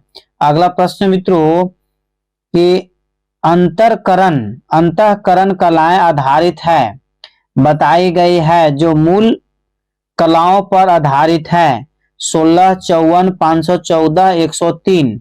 तो इसका आंसर हो जाएगा बच्चों, ध्यान दीजिएगा, इसका आंसर हो जाएगा आपको 514। कितना हो जाएगा? 514 कहने का मतलब है कि सी नंबर। नेक्स्ट प्रश्न मित्रों रस ग्रहण करने वाले तत्व हैं, रस ग्रहण करने वाले तत्वों की संख्या कितनी है? 5, 6, 7, 9। तो इसका आंसर हो जाएगा 7। ठीक है, रस ग्रहण करने वाले तत्वों की संख्या कितनी है? तो 7, मतलब सी नंबर इसका बच्चों आंसर क्या है? सही है। नेक्स्ट प्रश्न मित्रों कि समुद्रगुप्त किस वाद्य के वादन के लिए प्रसिद्ध था? या फिर आपसे पूछ सकता है कि समुद्रगुप्त कौन सा वाद्य को बजाता था? मृदंग, पटह, बीना, सप्तंत्री। तो इसका आंसर हो जाएगा बच्चों बीना। समुद्रगुप्त क्या बजाता था? तो बीना बजाता था। समुद्रगुप्त क्या बजाता था? तो बीना बजाता था। अकबर जो था वो नगाड़ा बजाता था। ठीक है, चंद्रगुप्त विक्रमादित्य के समय में किस प्रचलित वाद्य का संकेत मिलता है? चंद्रगुप्त विक्रमादित्य के समय में किस प्रचलित वाद्य का संकेत मिलता है? ए में सेहतार, बी में बीना, सी में वेणु और डी में दुर्दर। तो इसका आंसर बच्चों हो जाएगा, कमेंट्स में आप जरूर बताया कीजिए, सेहतार, एप्पल। क्या हो जाएगा? सेहतार। ठीक है, चंद्रगुप्त विक्रमादित्य के समय में किस वाद्य का प्रचलित संकेत मिलता है? तो सेहतार का। अगला प्रश्न मित्रों कनिष्क काल में प्रचलित वीणा का वादन किससे किया जाता था? कनिष्क काल में प्रचलित वीणा का वादन किससे किया जाता था? गज से, नाखून से, मिजराव से या कन से? बताइए बच्चों इसका आंसर क्या होगा? इसका आंसर इसके पहले वाले क्लास में बता दिया गया था, तो इसका आंसर हो जाएगा डी, कोन से। कनिष्क काल में प्रचलित वीणा का वादन किससे किया जाता था? तो कोन से। अगला प्रश्न मित्रों दतिल द्वारा रचित ग्रंथ दतिलम किसके शासन काल में कहा है? दतिल द्वारा रचित ग्रंथ दतिलम किस शासन काल का है? या फिर पूछ सकता है कि दतिलम किसके शासन काल में जैसे लिखा गया था? तो गुप्त काल में। किस काल में? गुप्त काल में। बी नंबर इसका आंसर बच्चों क्या है? सही है। नेक्स्ट प्रश्न पर बच्चों ध्यान दीजिएगा कि उस्ताद अमीर हुसैन खां का जन्म कब और कहां हुआ था? बहुत ही महत्वपूर्ण प्रश्न है। इस प्रश्न में कब और कहां दोनों एक साथ इंक्लूड कर दिया गया है मित्रों। उस्ताद अमीर हुसैन खां का जन्म कब और कहां हुआ? तो ए में है 1899 मेरठ, बी में 1899 लखनऊ, सी में 1899 बरेली और डी में 1899 रामपुर। तो इसका आंसर बच्चों आप कमेंट्स में जरूर दिया कीजिए। इसका आपको आंसर हो जाएगा एप्पल। एप्पल कहने का मतलब है कि 1899 मेरठ है। उस्ताद अमीर हुसैन खां का जन्म 1899 में कहाँ हुआ था? तो मेरठ में हुआ था। अगला प्रश्न है कि उस्ताद अहमद जौन थिरकुआ खां का जन्म कब और कहाँ हुआ था? उस्ताद अहमद जौन थिरकुआ का जन्म कब और कहाँ हुआ था? ए में 1891 दिल्ली, बी में 1891 मुरादाबाद, सी में आपका 1891 बरेली और डी में 1891 रामपुर। बताइए मित्रों इसका आंसर क्या होगा? इसका आंसर हो जाएगा बॉल। बॉल कहने का मतलब है कि 1891 मुरादाबाद, 1891 मुरादाबाद है। अगला प्रश्न मित्रों कि अमजद अली खां को पेरिस अंतरराष्ट्रीय संगीत मंच पर किस पुरस्कार से सम्मानित किया गया था? बहुत ही महत्वपूर्ण प्रश्न है आपका ये ठीक है, ऑस्कर अवार्ड, यूनेस्को पुरस्कार, पेरिस सम्मान, इनमें से कोई नहीं। इसका आंसर हो जाएगा बच्चों यूनेस्को अवार्ड बॉल। ठीक है, यूनेस्को अवार्ड से इनको सम्मानित किया गया था। अगला प्रश्न है कि सुल्तानपुर संस्कृति महोत्सव कहां पर आयोजित किया जाता है। एक चीज इस प्रश्न में हिंट आपको कर रहा है कि इस प्रश्न में आंसर छुपा हुआ है। ठीक है, सुल्तानपुर संस्कृति महोत्सव कहां पर आयोजित किया जाता है। आगरा में, सुल्तानपुर में, ग्वालियर में, मुंबई में। तो इसका आंसर हो जाएगा बच्चों सुल्तानपुर में बॉल। ठीक है, अगला प्रश्न पर मित्रों ध्यान दीजिए कि निखिल बनर्जी संगीत सम्मेलन कहाँ आयोजित होता है। निखिल बनर्जी संगीत सम्मेलन कहाँ आयोजित होता है। मुंबई, ग्वालियर, लखनऊ, कोलकाता। बताइए इसका आंसर क्या हो जाएगा। तो इसका आंसर हो जाएगा मित्रों ग्वालियर में। कहाँ हो जाएगा, ग्वालियर में। निखिल बनर्जी संगीत सम्मेलन कहाँ आयोजित होता है, तो ग्वालियर में। अगला प्रश्न है कि सुगना पुरुषोत्तम को संगीत की किस विद्या के लिए संगीत नाटक अकादमी अवार्ड दिया गया। सुगना पुरुषोत्तम को संगीत की किस विद्या के लिए संगीत नाटक अकादमी का अवार्ड दिया गया। तो इस ए में है सितार वादन, बी में है कर्नाटक संगीत गायन, सी में पखावज वादन और डी में है तबला वादन। तो इसका आंसर हो जाएगा मित्रों पखावज के लिए सी नंबर। क्या हो जाएगा, पखावज के लिए। ठीक है, या फिर पूछ सकता है कि सुगना पुरुषोत्तम जैसे किस वाद्य को बजाते हैं, तो पखावज बजाते हैं। क्या बजाते हैं, पखावज बजाते हैं। अगला प्रश्न है कि इनमें से मेजर कार्ड कौन सी है। अति महत्वपूर्ण प्रश्न आपका है, इनमें से मेजर कार्ड कौन सी है। तो इसका आंसर हो जाएगा तो स ग प एप्पल। क्या हो जाएगा, स ग प। बार बार बच्चों में सूचना दे रहे हैं कि इतना तेजी से बताने का प्रमुख कारण ये है कि एग्जाम के मद्देनजर रखते हुए कम समय में सबसे अधिक क्वेश्चन का आंसर कराने वाला यह पहला म्यूजिक का चैनल है। अगला प्रश्न मित्रों ध्यान दीजिएगा, कौन आगरा घराने के कलाकार नहीं है। कौन आगरा घराने के कलाकार नहीं है। फैयाज खां, बड़े गुलाम अली खां, दीपाली नाग या घग्गे खुदा बख्श। तो इसका आंसर हो जाएगा बच्चों ध्यान दीजिएगा दीपाली नाग, सी नंबर। क्या हो जाएगा, दीपाली नाग। यह क्वेश्चन दोबारा रिपीट हो चुका है, इसलिए आपको कमेंट्स में आंसर जरूर देना चाहिए। मालविका अग्निमित्रम किस कवि की रचना है। अति महत्वपूर्ण प्रश्न है, मालविका अग्निमित्रम किस कवि की रचना है। भरत साहब, कालिदास, जयदेव, बृहस्पति साहब। तो इसका आंसर हो जाएगा बच्चों कालिदास। क्या हो जाएगा, कालिदास। मालविका अग्निमित्रम के लेखक कौन है, तो कालिदास है। अगला प्रश्न बच्चों कि पंडित रविशंकर किस घराने से संबंधित हैं। पंडित रविशंकर किस घराने से संबंधित हैं। सेनिया घराना, मैहर घराना, इंदौर घराना, इनमें से कोई नहीं। तो इसका आंसर क्या हो जाएगा, सेनिया घराना। यह भी प्रश्न आपको दोबारा रिपीट हो चुका है। पंडित रविशंकर साहब का विवाह 1941 ईस्वी में अन्नपूर्णा देवी से हुआ था। इनका जन्म हुआ था 1920 ईस्वी में। ठीक है, नेक्स्ट प्रश्न पर बच्चों ध्यान दीजिएगा कि मैहर घराने से संबंधित कलाकार कौन है। मैहर घराने से संबंधित कलाकार इनमें से कौन है, तो उस्ताद अली अकबर खां, सी नंबर। उस्ताद अली अकबर खां। अगला प्रश्न मित्रों कि फर्रुखाबाद घराने के तबला वादक कौन है। फर्रुखाबाद घराने के तबला वादक कौन है, तो उस्ताद इलियास हुसैन, पंडित शीतल प्रसाद मिश्रा, प्रोफेसर मुकुंद भाले या उस्ताद मोहम्मद अकरम। उस्ताद मोहम्मद अकरम। यही बच्चों इसका आंसर है डी नंबर। ठीक है, नेक्स्ट प्रश्न बच्चों पाठ शब्द से क्या अभिप्राय है। पाठ शब्द से क्या अभिप्राय है, तो तंतु वाद्यों में झाला, गायन में लयकारी, गायन में सरगम या वाद्य के अक्षर समूह। तो इसका आंसर हो जाएगा बच्चों एप्पल। एप्पल कहने के मतलब कि तंतु वाद्यों में झाला। पाठ शब्द से क्या अभिप्राय है, तो तंतु में झाला। अगला प्रश्न मित्रों कि सारंगदेव ने ध्रुव प्रबंध के कितने प्रकार बताए हैं। सारंगदेव ने ध्रुव प्रबंध के कितने प्रकार बताए हैं, तो ए में आपका 16, बी में 12, सी में 8 और डी में 9। तो इसका कितना हो जाएगा 16, मतलब ए नंबर। ठीक है मित्रों, कितना आंसर हो गया, ए नंबर। अगला प्रश्न पर ध्यान दीजिएगा इस संगीत रत्नाकर में निबंध गान की संज्ञा निम्नलिखित में से कौन सी वर्णित की गई है। तो बच्चों इसका बारीकी से समझिए। ये में आपका प्रबंध वस्तु रूपक गलत है, ध्रुपद एवं वस्तु यही बच्चों को क्या है, सही है, बी नंबर। ठीक है, फिर से एक बार ध्यान दीजिएगा कि संगीत रत्नाकर में निबंध गान की संज्ञा निम्नलिखित में से कौन सी वर्णित की गई है? तो ध्रुपद एवं वस्तु। अगला प्रश्न मित्रों कि कुडू मियां मलाई शिलालेख कहाँ पाया गया? कुडू मियां मलाई शिलालेख कहाँ पाया गया? तो ए में है सुचिंद्रम में, बी में है बलौर, सी में है हम्पी और डी में है पुडुकोट्टाई। तो इसका आंसर हो जाएगा बच्चों बॉल। ये सब साउथ इंडियन का नेम है, इसलिए घबराना नहीं है, बारीकी से इसको याद कर लेना है। ठीक है, थोड़ा कठिन है परंतु एग्जाम के लिए बहुत ज्यादा जरूरी है। अगला प्रश्न है कि मार्गी तालों की संख्या कितनी है? मार्गी तालों की संख्या बच्चों कितनी है? इसका ए में आपका है 3, बी में है 5, सी में है 7 और डी में है 9। बताइए मित्रों कमेंट्स में कि मार्गी तालों की संख्या कितनी है? तो इसका आंसर हो जाएगा बच्चों 5। मार्गी तालों की संख्या कितनी है? तो 5 है।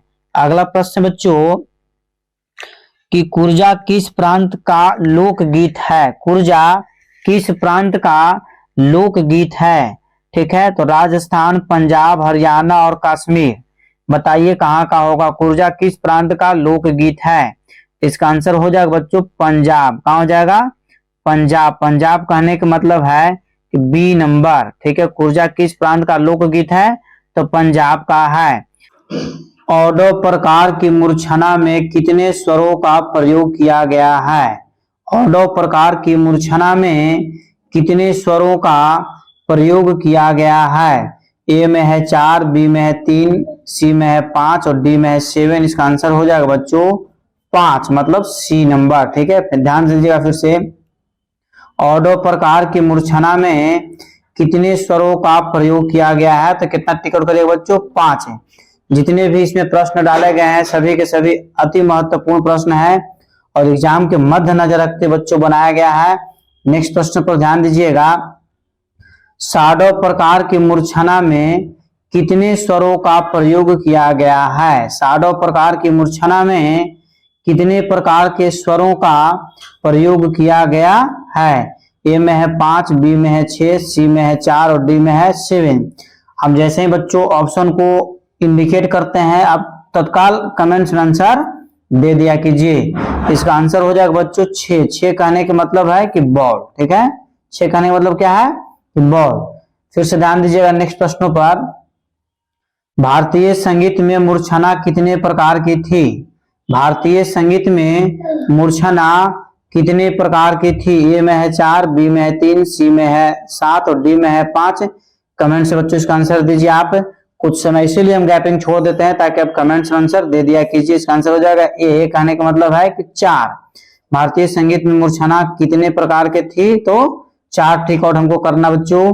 अगला प्रश्न है आपका कि अचल स्वर कौन से 2 हैं? अचल स्वर कौन से 2 हैं? बताइए बच्चों, इसमें से आंसर आपको डायरेक्ट में बताना है। कुछ गैपिंग समय का आपको छोड़ देंगे, तब तक आप आंसर इसको दे दिया कीजिए। ए, बी, सी, डी। बताइए क्या आंसर होगा?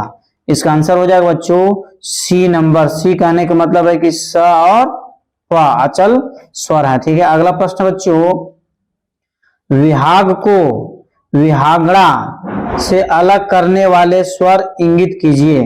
बहुत ही महत्वपूर्ण प्रश्न है कि विभाग को विभागड़ा से अलग करने वाले स्वर को इंगित कीजिए। तो ए में है रे शुद्ध, बी में है म शुद्ध, सी में है नी कोमल और डी में है ग शुद्ध। बताइए बच्चों इसका आंसर क्या होगा? तो इसका आंसर हो जाएगा बच्चों सी नी कोमल। क्या हो जाएगा? नी कोमल। बच्चों इसका आंसर क्या है? सही है। अगला प्रश्न पर ध्यान दीजिएगा। तबला या पखावज प्रायः किस स्वर में मिलाया जाता है? तबला या पखावज प्रायः किस स्वर में मिलाया जाता है? षड्ज में, गंधार में, मध्यम में कि पंचम में? बताइए क्या आंसर होगा? ठीक है, इसका आंसर बच्चों आपको बता देते हैं। इसका आंसर हो जाएगा एप्पल, मतलब षड्ज में। ठीक है, नेक्स्ट प्रश्न पर बच्चों ध्यान दीजिएगा।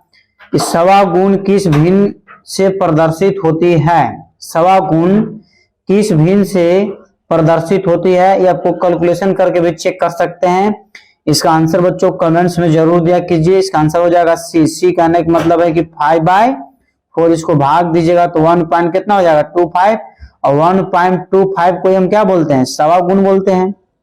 अगला प्रश्न मित्रों कि अड़ा चरताल में मात्राओं की संख्या है, मतलब अड़ा चार ताल में मात्राओं की संख्या कितनी होती है? 12, 13, 14, 15। 12, 13, 14, 15। बताइए बच्चों इसका आंसर क्या होगा? इसका आंसर हो जाएगा 14। 14 कहने का मतलब है कि एप्पल। आड़ा चरताल में मात्राओं की संख्या कितनी होती है? तो 14। अगला प्रश्न मित्रों, दक्षिण भारतीय संगीत समारोह में किस संगत वाद्य का उपयोग किया जाता है? बहुत ही महत्वपूर्ण प्रश्न बच्चों कि दक्षिण भारतीय संगीत समारोह में किस संगत वाद्य का प्रयोग किया जाता है? तो ए में है खंजीरा, बी में है हारमोनियम, सी में है नाद स्वरम और डी में है सैक्सोफोन। तो इसका बच्चों आप कमेंट्स में जरूर आंसर दिया कीजिए। इसका हो जाएगा नाद स्वरम। क्या हो जाएगा? नाद स्वरम। एक चीज और आपको बता देते हैं, यदि उत्तर भारतीय संगीत कह देगा तो हारमोनियम टिक आउट करना, ठीक है। उत्तर भारत यदि बोल देगा तो उत्तर भारत में इसका क्या हो जाएगा? हारमोनियम आंसर होगा, ठीक मित्रों। परंतु नेक्स्ट प्रश्न पर ध्यान दीजिए कि गीत गोविंद ग्रंथ का रचना काल था, मतलब गीत गोविंद की रचना किस शताब्दी में किया गया था? इसका अभी तक आंसर बच्चों माने विवादित है, परंतु कुछ विद्वानों का स्टेटमेंट है कि 12वीं शताब्दी पूर्वार्ध में, 12वीं शताब्दी पूर्वार्ध में, ठीक है। नेक्स्ट प्रश्न पर बच्चों ध्यान दीजिए, गीत गोविंद ग्रंथ किस भाषा में रचित था? या फिर पूछ सकता है कि गीत गोविंद की रचना किस भाषा में हुई थी? बताइए इसका आंसर बच्चों क्या होगा कि गीत गोविंद की रचना किस भाषा में हुई थी? हिंदी में, अवधी में, पाली में, संस्कृत में, ठीक है। हिंदी, अवधी, पाली, संस्कृत। बताइए बच्चों इसका आंसर क्या होगा? गीत गोविंद की रचना हुआ था संस्कृत भाषा में। कौन भाषा में हुआ था? संस्कृत भाषा में। नेक्स्ट प्रश्न पर मित्रों ध्यान दीजिए, गीत गोविंद की रचनाकार कौन थे? यहाँ पर थे होगा। गीत गोविंद के रचनाकार कौन थे? ठीक है, तो ये तो आपको गलत ऑप्शन है। कालिदास, मेघदूतम, लोचन साहब, इसमें से कोई नहीं है। अर्थात इसके गीत गोविंद के लेखक हो जाएंगे जयदेव साहब। क्या हो जाएंगे? जयदेव साहब। किताब में इतना ज्यादा गलती दिया हुआ है कि बहुत सुधारने के बाद इतना सुधारा गया है, इसलिए कुछ गलती से आपको घबराना नहीं है, ठीक है। गीत गोविंद के रचनाकार कौन नहीं जानता है बताइए? इसमें जयदेव नहीं किया है, ठीक है। इस प्रकार गीत गोविंद के रचनाकार कौन है? तो जयदेव साहब। किस भाषा में लिखे थे? तो संस्कृत भाषा में लिखे थे। किस शताब्दी में लिखा गया था? तो 12वीं शताब्दी के पूर्वार्ध में लिखा गया था। अगला प्रश्न है, मतंगकृत बृहदेशी में कितने अध्याय हैं? मतंगकृत बृहदेशी में कितने अध्याय हैं? 7, 8, 9, 10। बताइए बच्चों इसका आंसर क्या होगा? तो इसका आंसर हो जाएगा 8 अध्याय। कितना अध्याय है? 8 अध्याय है। या फिर पूछ सकता है कि बृहदेशी के लेखक कौन है? बृहदेशी के लेखक कौन है? तो क्या टिक करिएगा? मतंग साहब है। और इसमें कितने अध्याय हैं? तो 8 अध्याय का वर्णन किया गया है।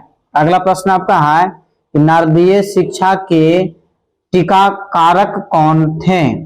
नारदीय शिक्षा के टीकाकारक, नारदीय शिक्षा के टीकाकारक कौन थे? देवेंद्रनाथ, नारद साहब, शोभाकर भट्ट या लालमणि मिश्र।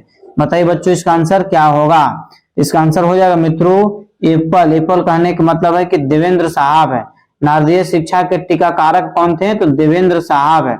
अगला प्रश्न बच्चों ध्यान दीजिएगा, शार्दुल को किस उपनाम से संबोधित करते हैं? शार्दुल को किस नाम से संबोधित करते हैं? उपरंग से, ख्याल से, तुम्बुरु से या गंधर्व से? बताइए बच्चों इसका आंसर क्या होगा? कमेंट्स में लगातार आप आंसर दिया कीजिए। इसका आंसर हो जाएगा बॉल। बॉल कहने का मतलब है कि ख्याल से। किससे? ख्याल से। अगला प्रश्न बच्चों ध्यान दीजिएगा, ठीक है। प्रसिद्ध सितार वादक इनमें से कौन है? बताइए बच्चों आंसर क्या होगा? प्रसिद्ध सितार वादक इनमें से कौन है? पंडित शिव कुमार शर्मा, पंडित रविशंकर, हरिप्रसाद चौरसिया, अमजद अली खां। यदि आप बीपीएससी म्यूजिक टीचर का तैयारी कर रहे हैं तो इसका आंसर आपको याद होना अति आवश्यक है। अतः इसका आंसर हो जाएगा बच्चों पंडित रविशंकर। बॉल, ठीक है। पंडित रविशंकर अर्थात कहने का मतलब है कि पंडित रविशंकर का संबंध किससे है? तो सितार वादक से। किससे है? सितार वादक से। एक चीज और आपको बताते चले कि पंडित रविशंकर का जन्म जो है 1920 ईस्वी में हुआ था और सिंधिया घराना में हुआ था, परंतु इनका संबंध जो था, ठीक है, बनारस घराना से था। किस घराना से था? बनारस घराना से था। एक आपको आंसर याद होना चाहिए। अगला प्रश्न बच्चों कि संतूर वादक इसमें से कौन से हैं? संतूर वादक इनमें से कौन से हैं? बताइए क्या आंसर होगा। यदि आप तैयारी कर रहे हैं तो इसका आंसर आपको कंफर्म याद होना चाहिए। उस्ताद अली अकबर खां, उस्ताद हलीम जाफर खां, पंडित शिव कुमार शर्मा या पंडित समता प्रसाद है। तो इसका आंसर हो जाएगा बच्चों सी नंबर, पंडित समता प्रसाद है। पंडित समता प्रसाद को किस नाम से बोला जाता है? तो गुदई महाराज के नाम से भी इनको जाना जाता है।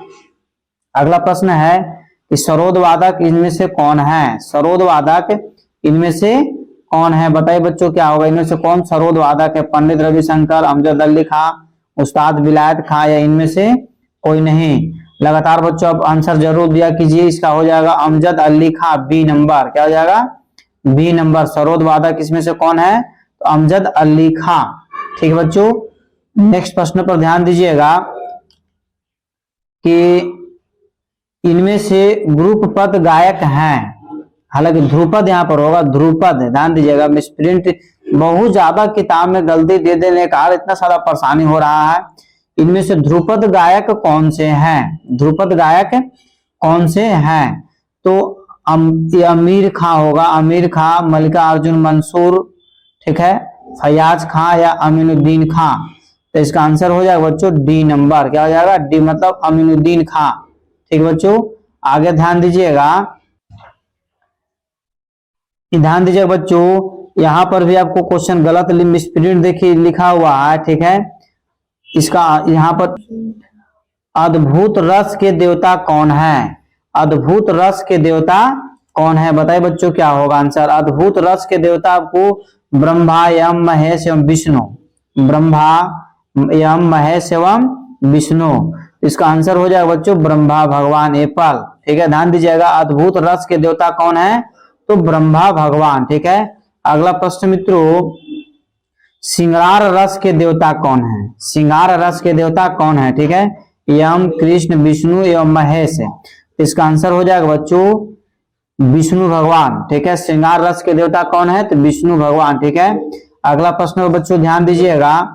अगला प्रश्न है आपका कि हास्य रस का रंग कैसा होता है? हास्य रस का रंग कैसा होता है? सफेद, हरा, लाल एवं पीला। बताइए आंसर क्या होगा। हास्य रस का रंग कैसा होता है? तो इसका हो जाएगा बच्चों आंसर सफेद होता है, एप्पल। ठीक है, हास्य रस का रंग कैसा होता है? तो सफेद होता है। अगला प्रश्न है भयानक रस का रंग कैसा होता है? बताइए आंसर क्या होगा। बहुत ही महत्वपूर्ण प्रश्न है, भयानक रंग। ठीक है, भयानक रस का रंग कैसा होता है? भयानक रस का रंग कैसा होता है? लाल, हरा, सफेद, इनमें से कोई नहीं। इसका आंसर इसे दे रहा है इनमें से कोई नहीं, परंतु बच्चों को हम बता देना चाहते हैं इसका आंसर होगा काला। भयानक रस का रंग कैसा होता है? तो काला। एक क्वेश्चन और इसमें आपको बच्चों बताएंगे कि भयानक रस के देवता कौन है? तो कालदेव। कौन है? कालदेव, आपको याद होना चाहिए। ठीक है, भयानक रस के देवता कौन है? तो कालदेव। अगला प्रश्न मित्रों कि अद्भुत रस का रंग कैसा होता है? दोबारा रिपीट आपको क्वेश्चन हो गया है, इसका आंसर आप कमेंट्स में जरूर दे दिया कीजिए। अद्भुत रस का रंग कैसा होता है? तो पीला होता है। कैसा होता है? पीला। नेक्स्ट प्रश्न है विष्णु धर्मोत्तर पुराण के किस खंड को संगीत की दृष्टि से महत्वपूर्ण माना गया है? ठीक बच्चों, विष्णु धर्मोत्तर पुराण के किस खंड को संगीत की दृष्टि से महत्वपूर्ण माना गया है? तो ए में है चौथा, बी में है तीसरा, सी में है पहला और डी में है नवा। ठीक बच्चों, इसका आंसर हो जाएगा तीसरा, मतलब बी नंबर। क्या हो जाएगा? B number. बच्चों इसका आंसर क्या है?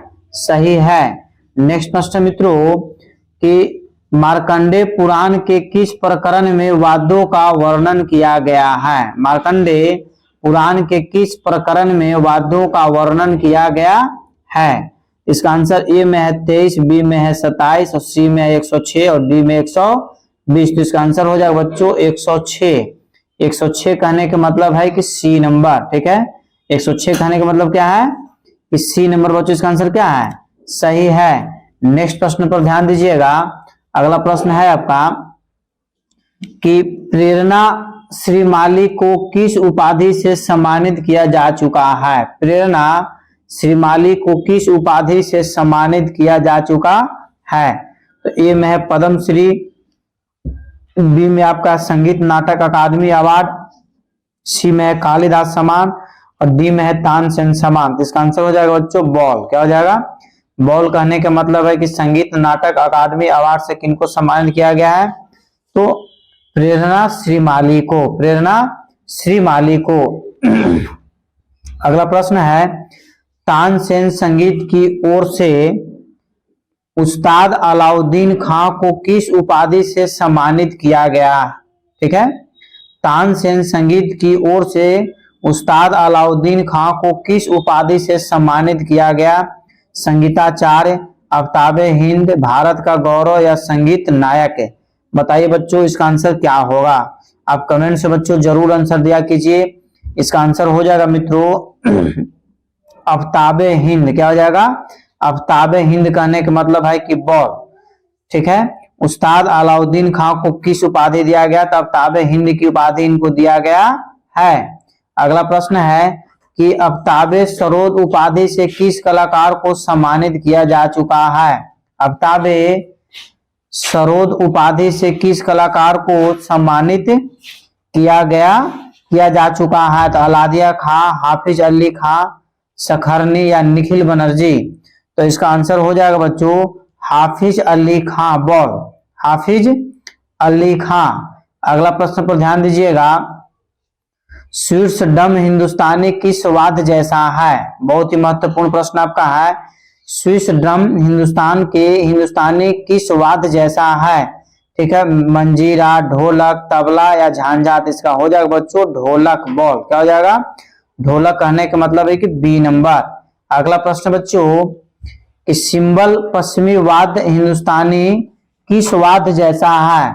सिंबल पश्चिमी वाद्य हिंदुस्तानी किस वाद्य जैसा है? तो ए में है मंजोरा, बी में है ढोलक, सी में है तबला, डी में है हारमोनियम? इसका भी आंसर बच्चों हो जाएगा ढोलक ही, बॉल। क्या हो जाएगा? बॉल। इसका आंसर बच्चों क्या है? सही है।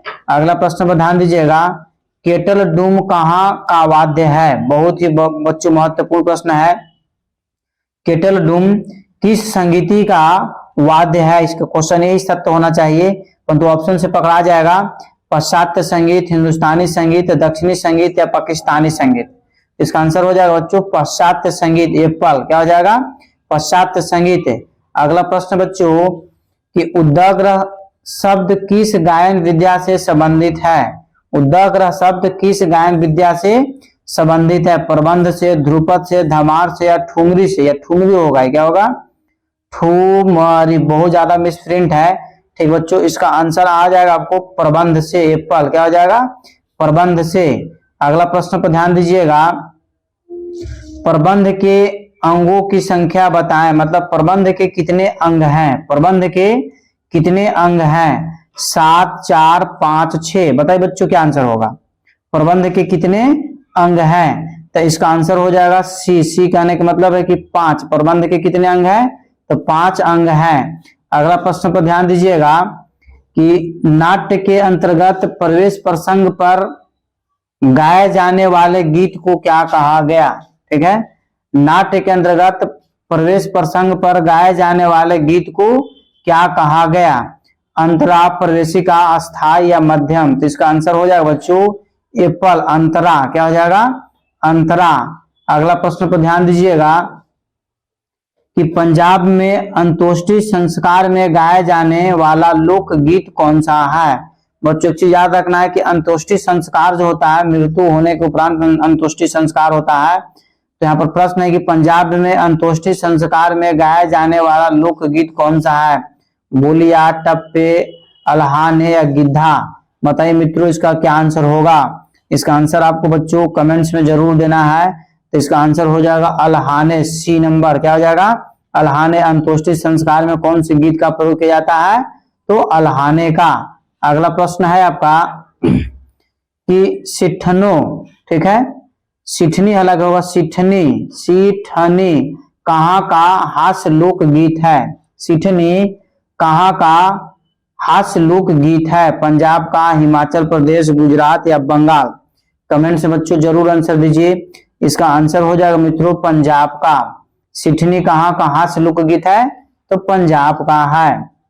अगला प्रश्न पर ध्यान दीजिएगा कि पंजाब के संस्कार गीतों में वर पक्ष की ओर से गाए जाने वाला गीत कौन सा है? बहुत ही महत्वपूर्ण प्रश्न है कि पंजाब के संस्कार गीतों में वर पक्ष की ओर से मतलब दुल्हा के तरफ से गाया जाने वाला गीत कौन सा है? तो घोड़िया, बारहमासा, हीर या गिद्धा? इसका आंसर हो जाएगा बच्चों घोड़िया। ठीक है, एप्पल क्या हो जाएगा? दूल्हे पक्ष से जो गीत गाया उसको क्या बोलते हैं? घोड़िया बोला जाता है। अगला प्रश्न है पंजाब प्रांत की प्रसिद्ध लोक गायिका है। ठीक है, पंजाब प्रांत की प्रसिद्ध लोक गायकी है। ए में है महिया, बी में है टप्पा, सी में है झमाकड़ा और डी में है रौफ है। बताइए बच्चों इसका आंसर क्या होगा? इसका आंसर हो जाएगा टप्पा। क्या हो जाएगा? टप्पा कहने का मतलब है कि बॉल। क्या हो जाएगा बच्चों? बॉल हो जाएगा। अगला प्रश्न पर ध्यान दीजिएगा, झमाकड़ा किस प्रदेश का प्रचलित स्वांग है? बहुत ही महत्वपूर्ण प्रश्न आपके एग्जाम के लिए।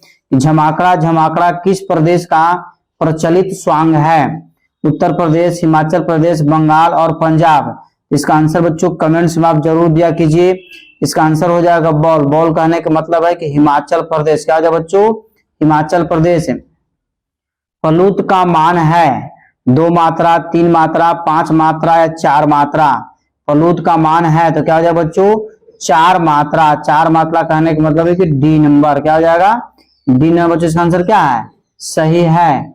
अगला प्रश्न है कि एक देसी ताल का नाम इसमें से कौन है? एक देसी ताल का नाम इनमें से कौन है? मुकुंद, गोविंद, मधुकर या उद्घट है? ठीक है, तो इसका आंसर बच्चों आप कमेंट्स में जरूर दीजिए। इसका आंसर हो जाएगा एप्पल, मुकुंद हो जाएगा। क्या हो जाएगा? मुकुंद हो जाएगा। नेक्स्ट प्रश्नों पर ध्यान दीजिएगा कि पंडित विश्व मोहन भट्ट संगीत की किस वादन शैली के लिए प्रसिद्ध हैं? यह आपसे पूछ सकता है कि पंडित विश्व मोहन भट्ट कौन से वादन को बजाते हैं या कौन से वाद्य को बजाते हैं? इसका बच्चों आंसर आप कमेंट्स में जरूर दिया कीजिए। इसका हो जाएगा बीना। ऐसे पूरा इसका ऑप्शन है मोहन बीना। क्या है? मोहन बीना बजाते थे। ठीक है, पंडित विश्व मोहन भट्ट क्या बजाते थे? तो मोहन बीना बजाते थे। हो सकता है कि ऑप्शन में मोहन बीना डाल दे। अगला प्रश्न बच्चों, कल्याण वैभोग में किस राग में है? कल्याण वैभोग में किस राग में है?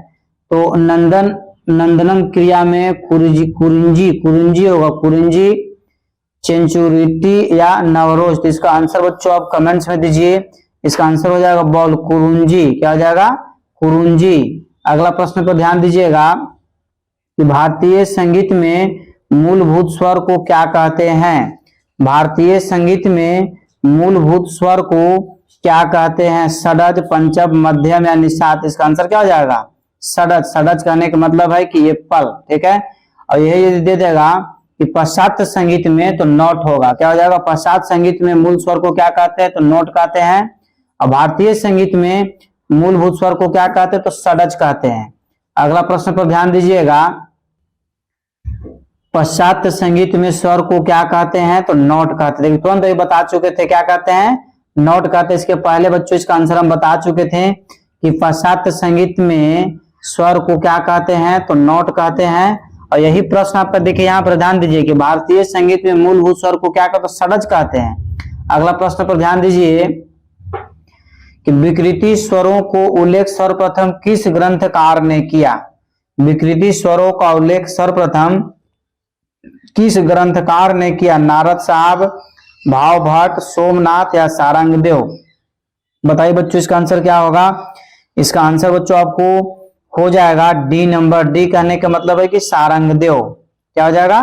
सारंगदेव। नेक्स्ट प्रश्न पर ध्यान दीजिएगा, नकार प्राणनामम नादो जते नाद के अर्थ के स्पष्टीकरण के लिए यह श्लोक किस ग्रंथ में वर्णित है?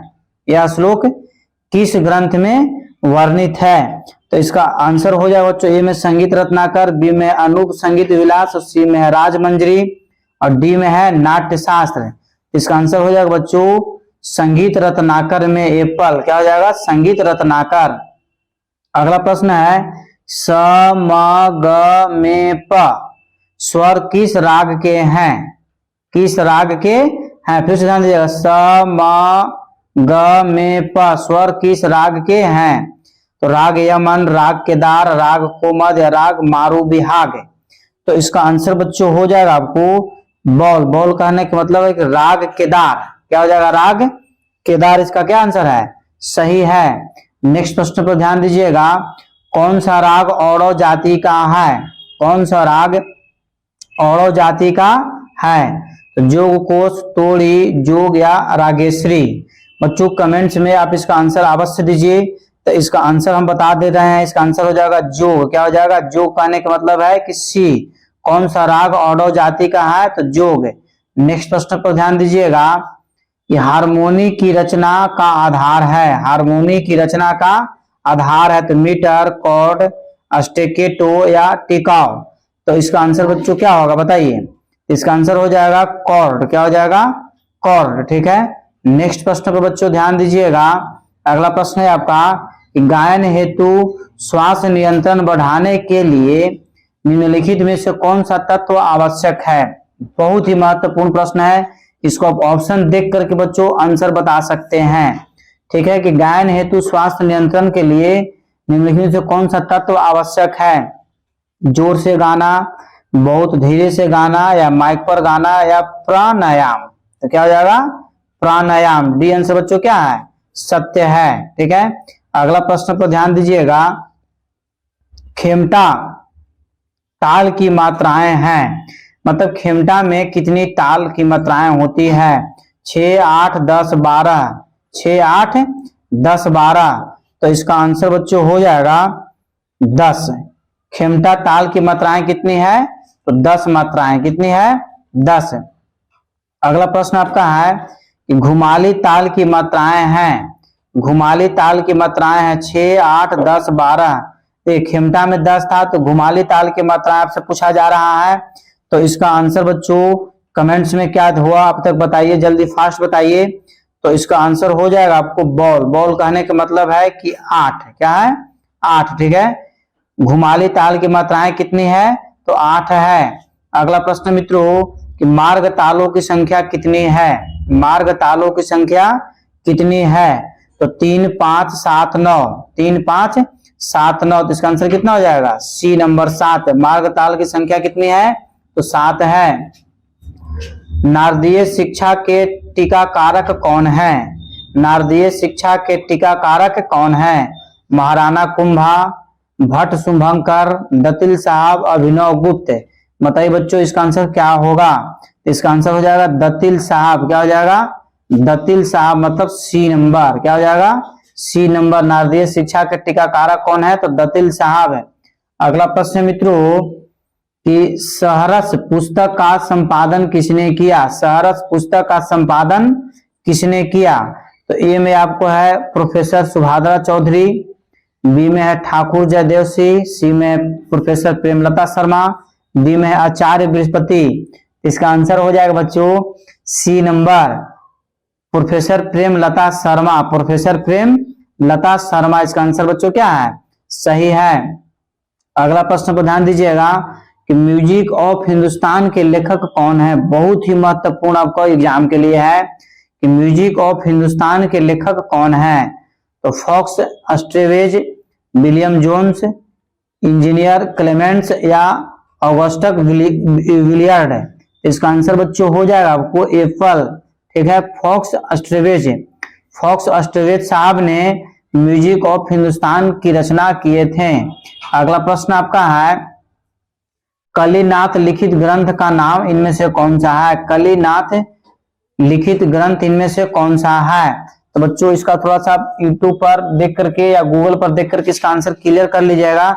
ऐसे इसका गूगल पर देखने के उपरांत इसका आंसर आया था डी नंबर कि कलानिधि। कलानिधि, कलिनाथ लिखित ग्रंथ का नाम कौन है? तो कलानिधि। परंतु इसका आंसर आप जरूर एक बार गूगल में सर्च मार लीजिएगा। क्वेश्चन आपको टाइप करना है कि कलिनाथ लिखित ग्रंथ, ठीक है, का नाम है, या फिर कलिनाथ, या फिर आप ऐसे भी सर्च मार सकते हैं कि कलानिधि ग्रंथ को किसने लिखा, कलानिधि ग्रंथ को किसने लिखा, तो इसका आंसर आपको गूगल पर दे देगा। अगला प्रश्न मित्रों, संगीत समय सार के ग्रंथकार कौन है? संगीत समय सार के ग्रंथकार कौन है, या फिर पूछ सकता है कि संगीत समय सार के लेखक कौन है। तो बच्चों इसका आंसर आप बताइए क्या होगा। इसका आंसर डी नंबर होगा। डी कहने का मतलब है कि पार्श्वदेव। कौन है? पार्श्वदेव। संगीत समय सार के लेखक कौन है? तो पार्श्वदेव। आपको पार्श्वदेव के बारे में बता देना चाहते हैं कि पार्श्वदेव का संबंध जैन धर्म से था। किस धर्म से था? जैन धर्म से। और जैन धर्म की जो 23वें तीर्थ करते हैं, क्या तीर्थ करते हैं? 23वें तीर्थ करते हैं। एक और आपसे क्वेश्चन पूछा जा सकता है कि संगीत समय सार ग्रंथ का रचना काल किस शताब्दी में हुआ था? तो 13वीं शताब्दी में हुआ था। क्या शताब्दी में? 13वीं शताब्दी में इनका संबंध जैन धर्म से था। और जैसे संगीत समय सार के लेखक कौन है? तो पार्श्वदेव साहब हैं। अगला प्रश्न मित्रों, कि श्याम में रचित दीक्षितार की कृति नंबूव्रोवराद किस वर्ग में आती है? किस वर्ग में आती है? तो बताइए बच्चों इसका आंसर क्या होगा। ए में है शिव नवावर्णम। यही बच्चों का आंसर क्या हो जाएगा? सही हो जाएगा। ठीक है, बहुत ही सबका सब क्रिटिकल नाम है, उसे घबराना नहीं है। इसका आंसर बच्चों क्या हो जाएगा? ए नंबर। अगला प्रश्न पर ध्यान दीजिएगा। बड़ौदा के महाराज द्वारा किस कलाकार को आफ्ताबे मूसिको के खिताब से विभूषित किया गया? बड़ौदा के महाराज द्वारा किस कलाकार को आफ्ताबे मूसिको के खिताब से विभूषित किया गया? ए में आपके उस्ताद अब्दुल करीम खां, बी में उस्ताद फयाज खां, सी में उस्ताद आमिर खां होगा, और डी में उस्ताद बड़े गुलाम अली खां। तो बच्चों इसका आंसर हो जाएगा आपका बॉल, मतलब उस्ताद फयाज खां। ठीक है, उस्ताद फयाज खां को आफ्ताबे मूसिको की उपाधि से नवाजा गया था। अगला प्रश्न है आपका कि हिंदुस्तानी संगीत को प्रथम महिला शहनाई वादक कौन है? हिंदुस्तानी संगीत को में होना चाहिए, हिंदुस्तानी संगीत में प्रथम महिला शहनाई वादक कौन है? परवीन सुल्ताना, शरण रानी, या जरीन दारूवाला, डी में है बागेश्वरी कमर। तो इसका आंसर हो जाएगा बच्चों बागेश्वरी कमर, डी नंबर, बागेश्वरी कमर।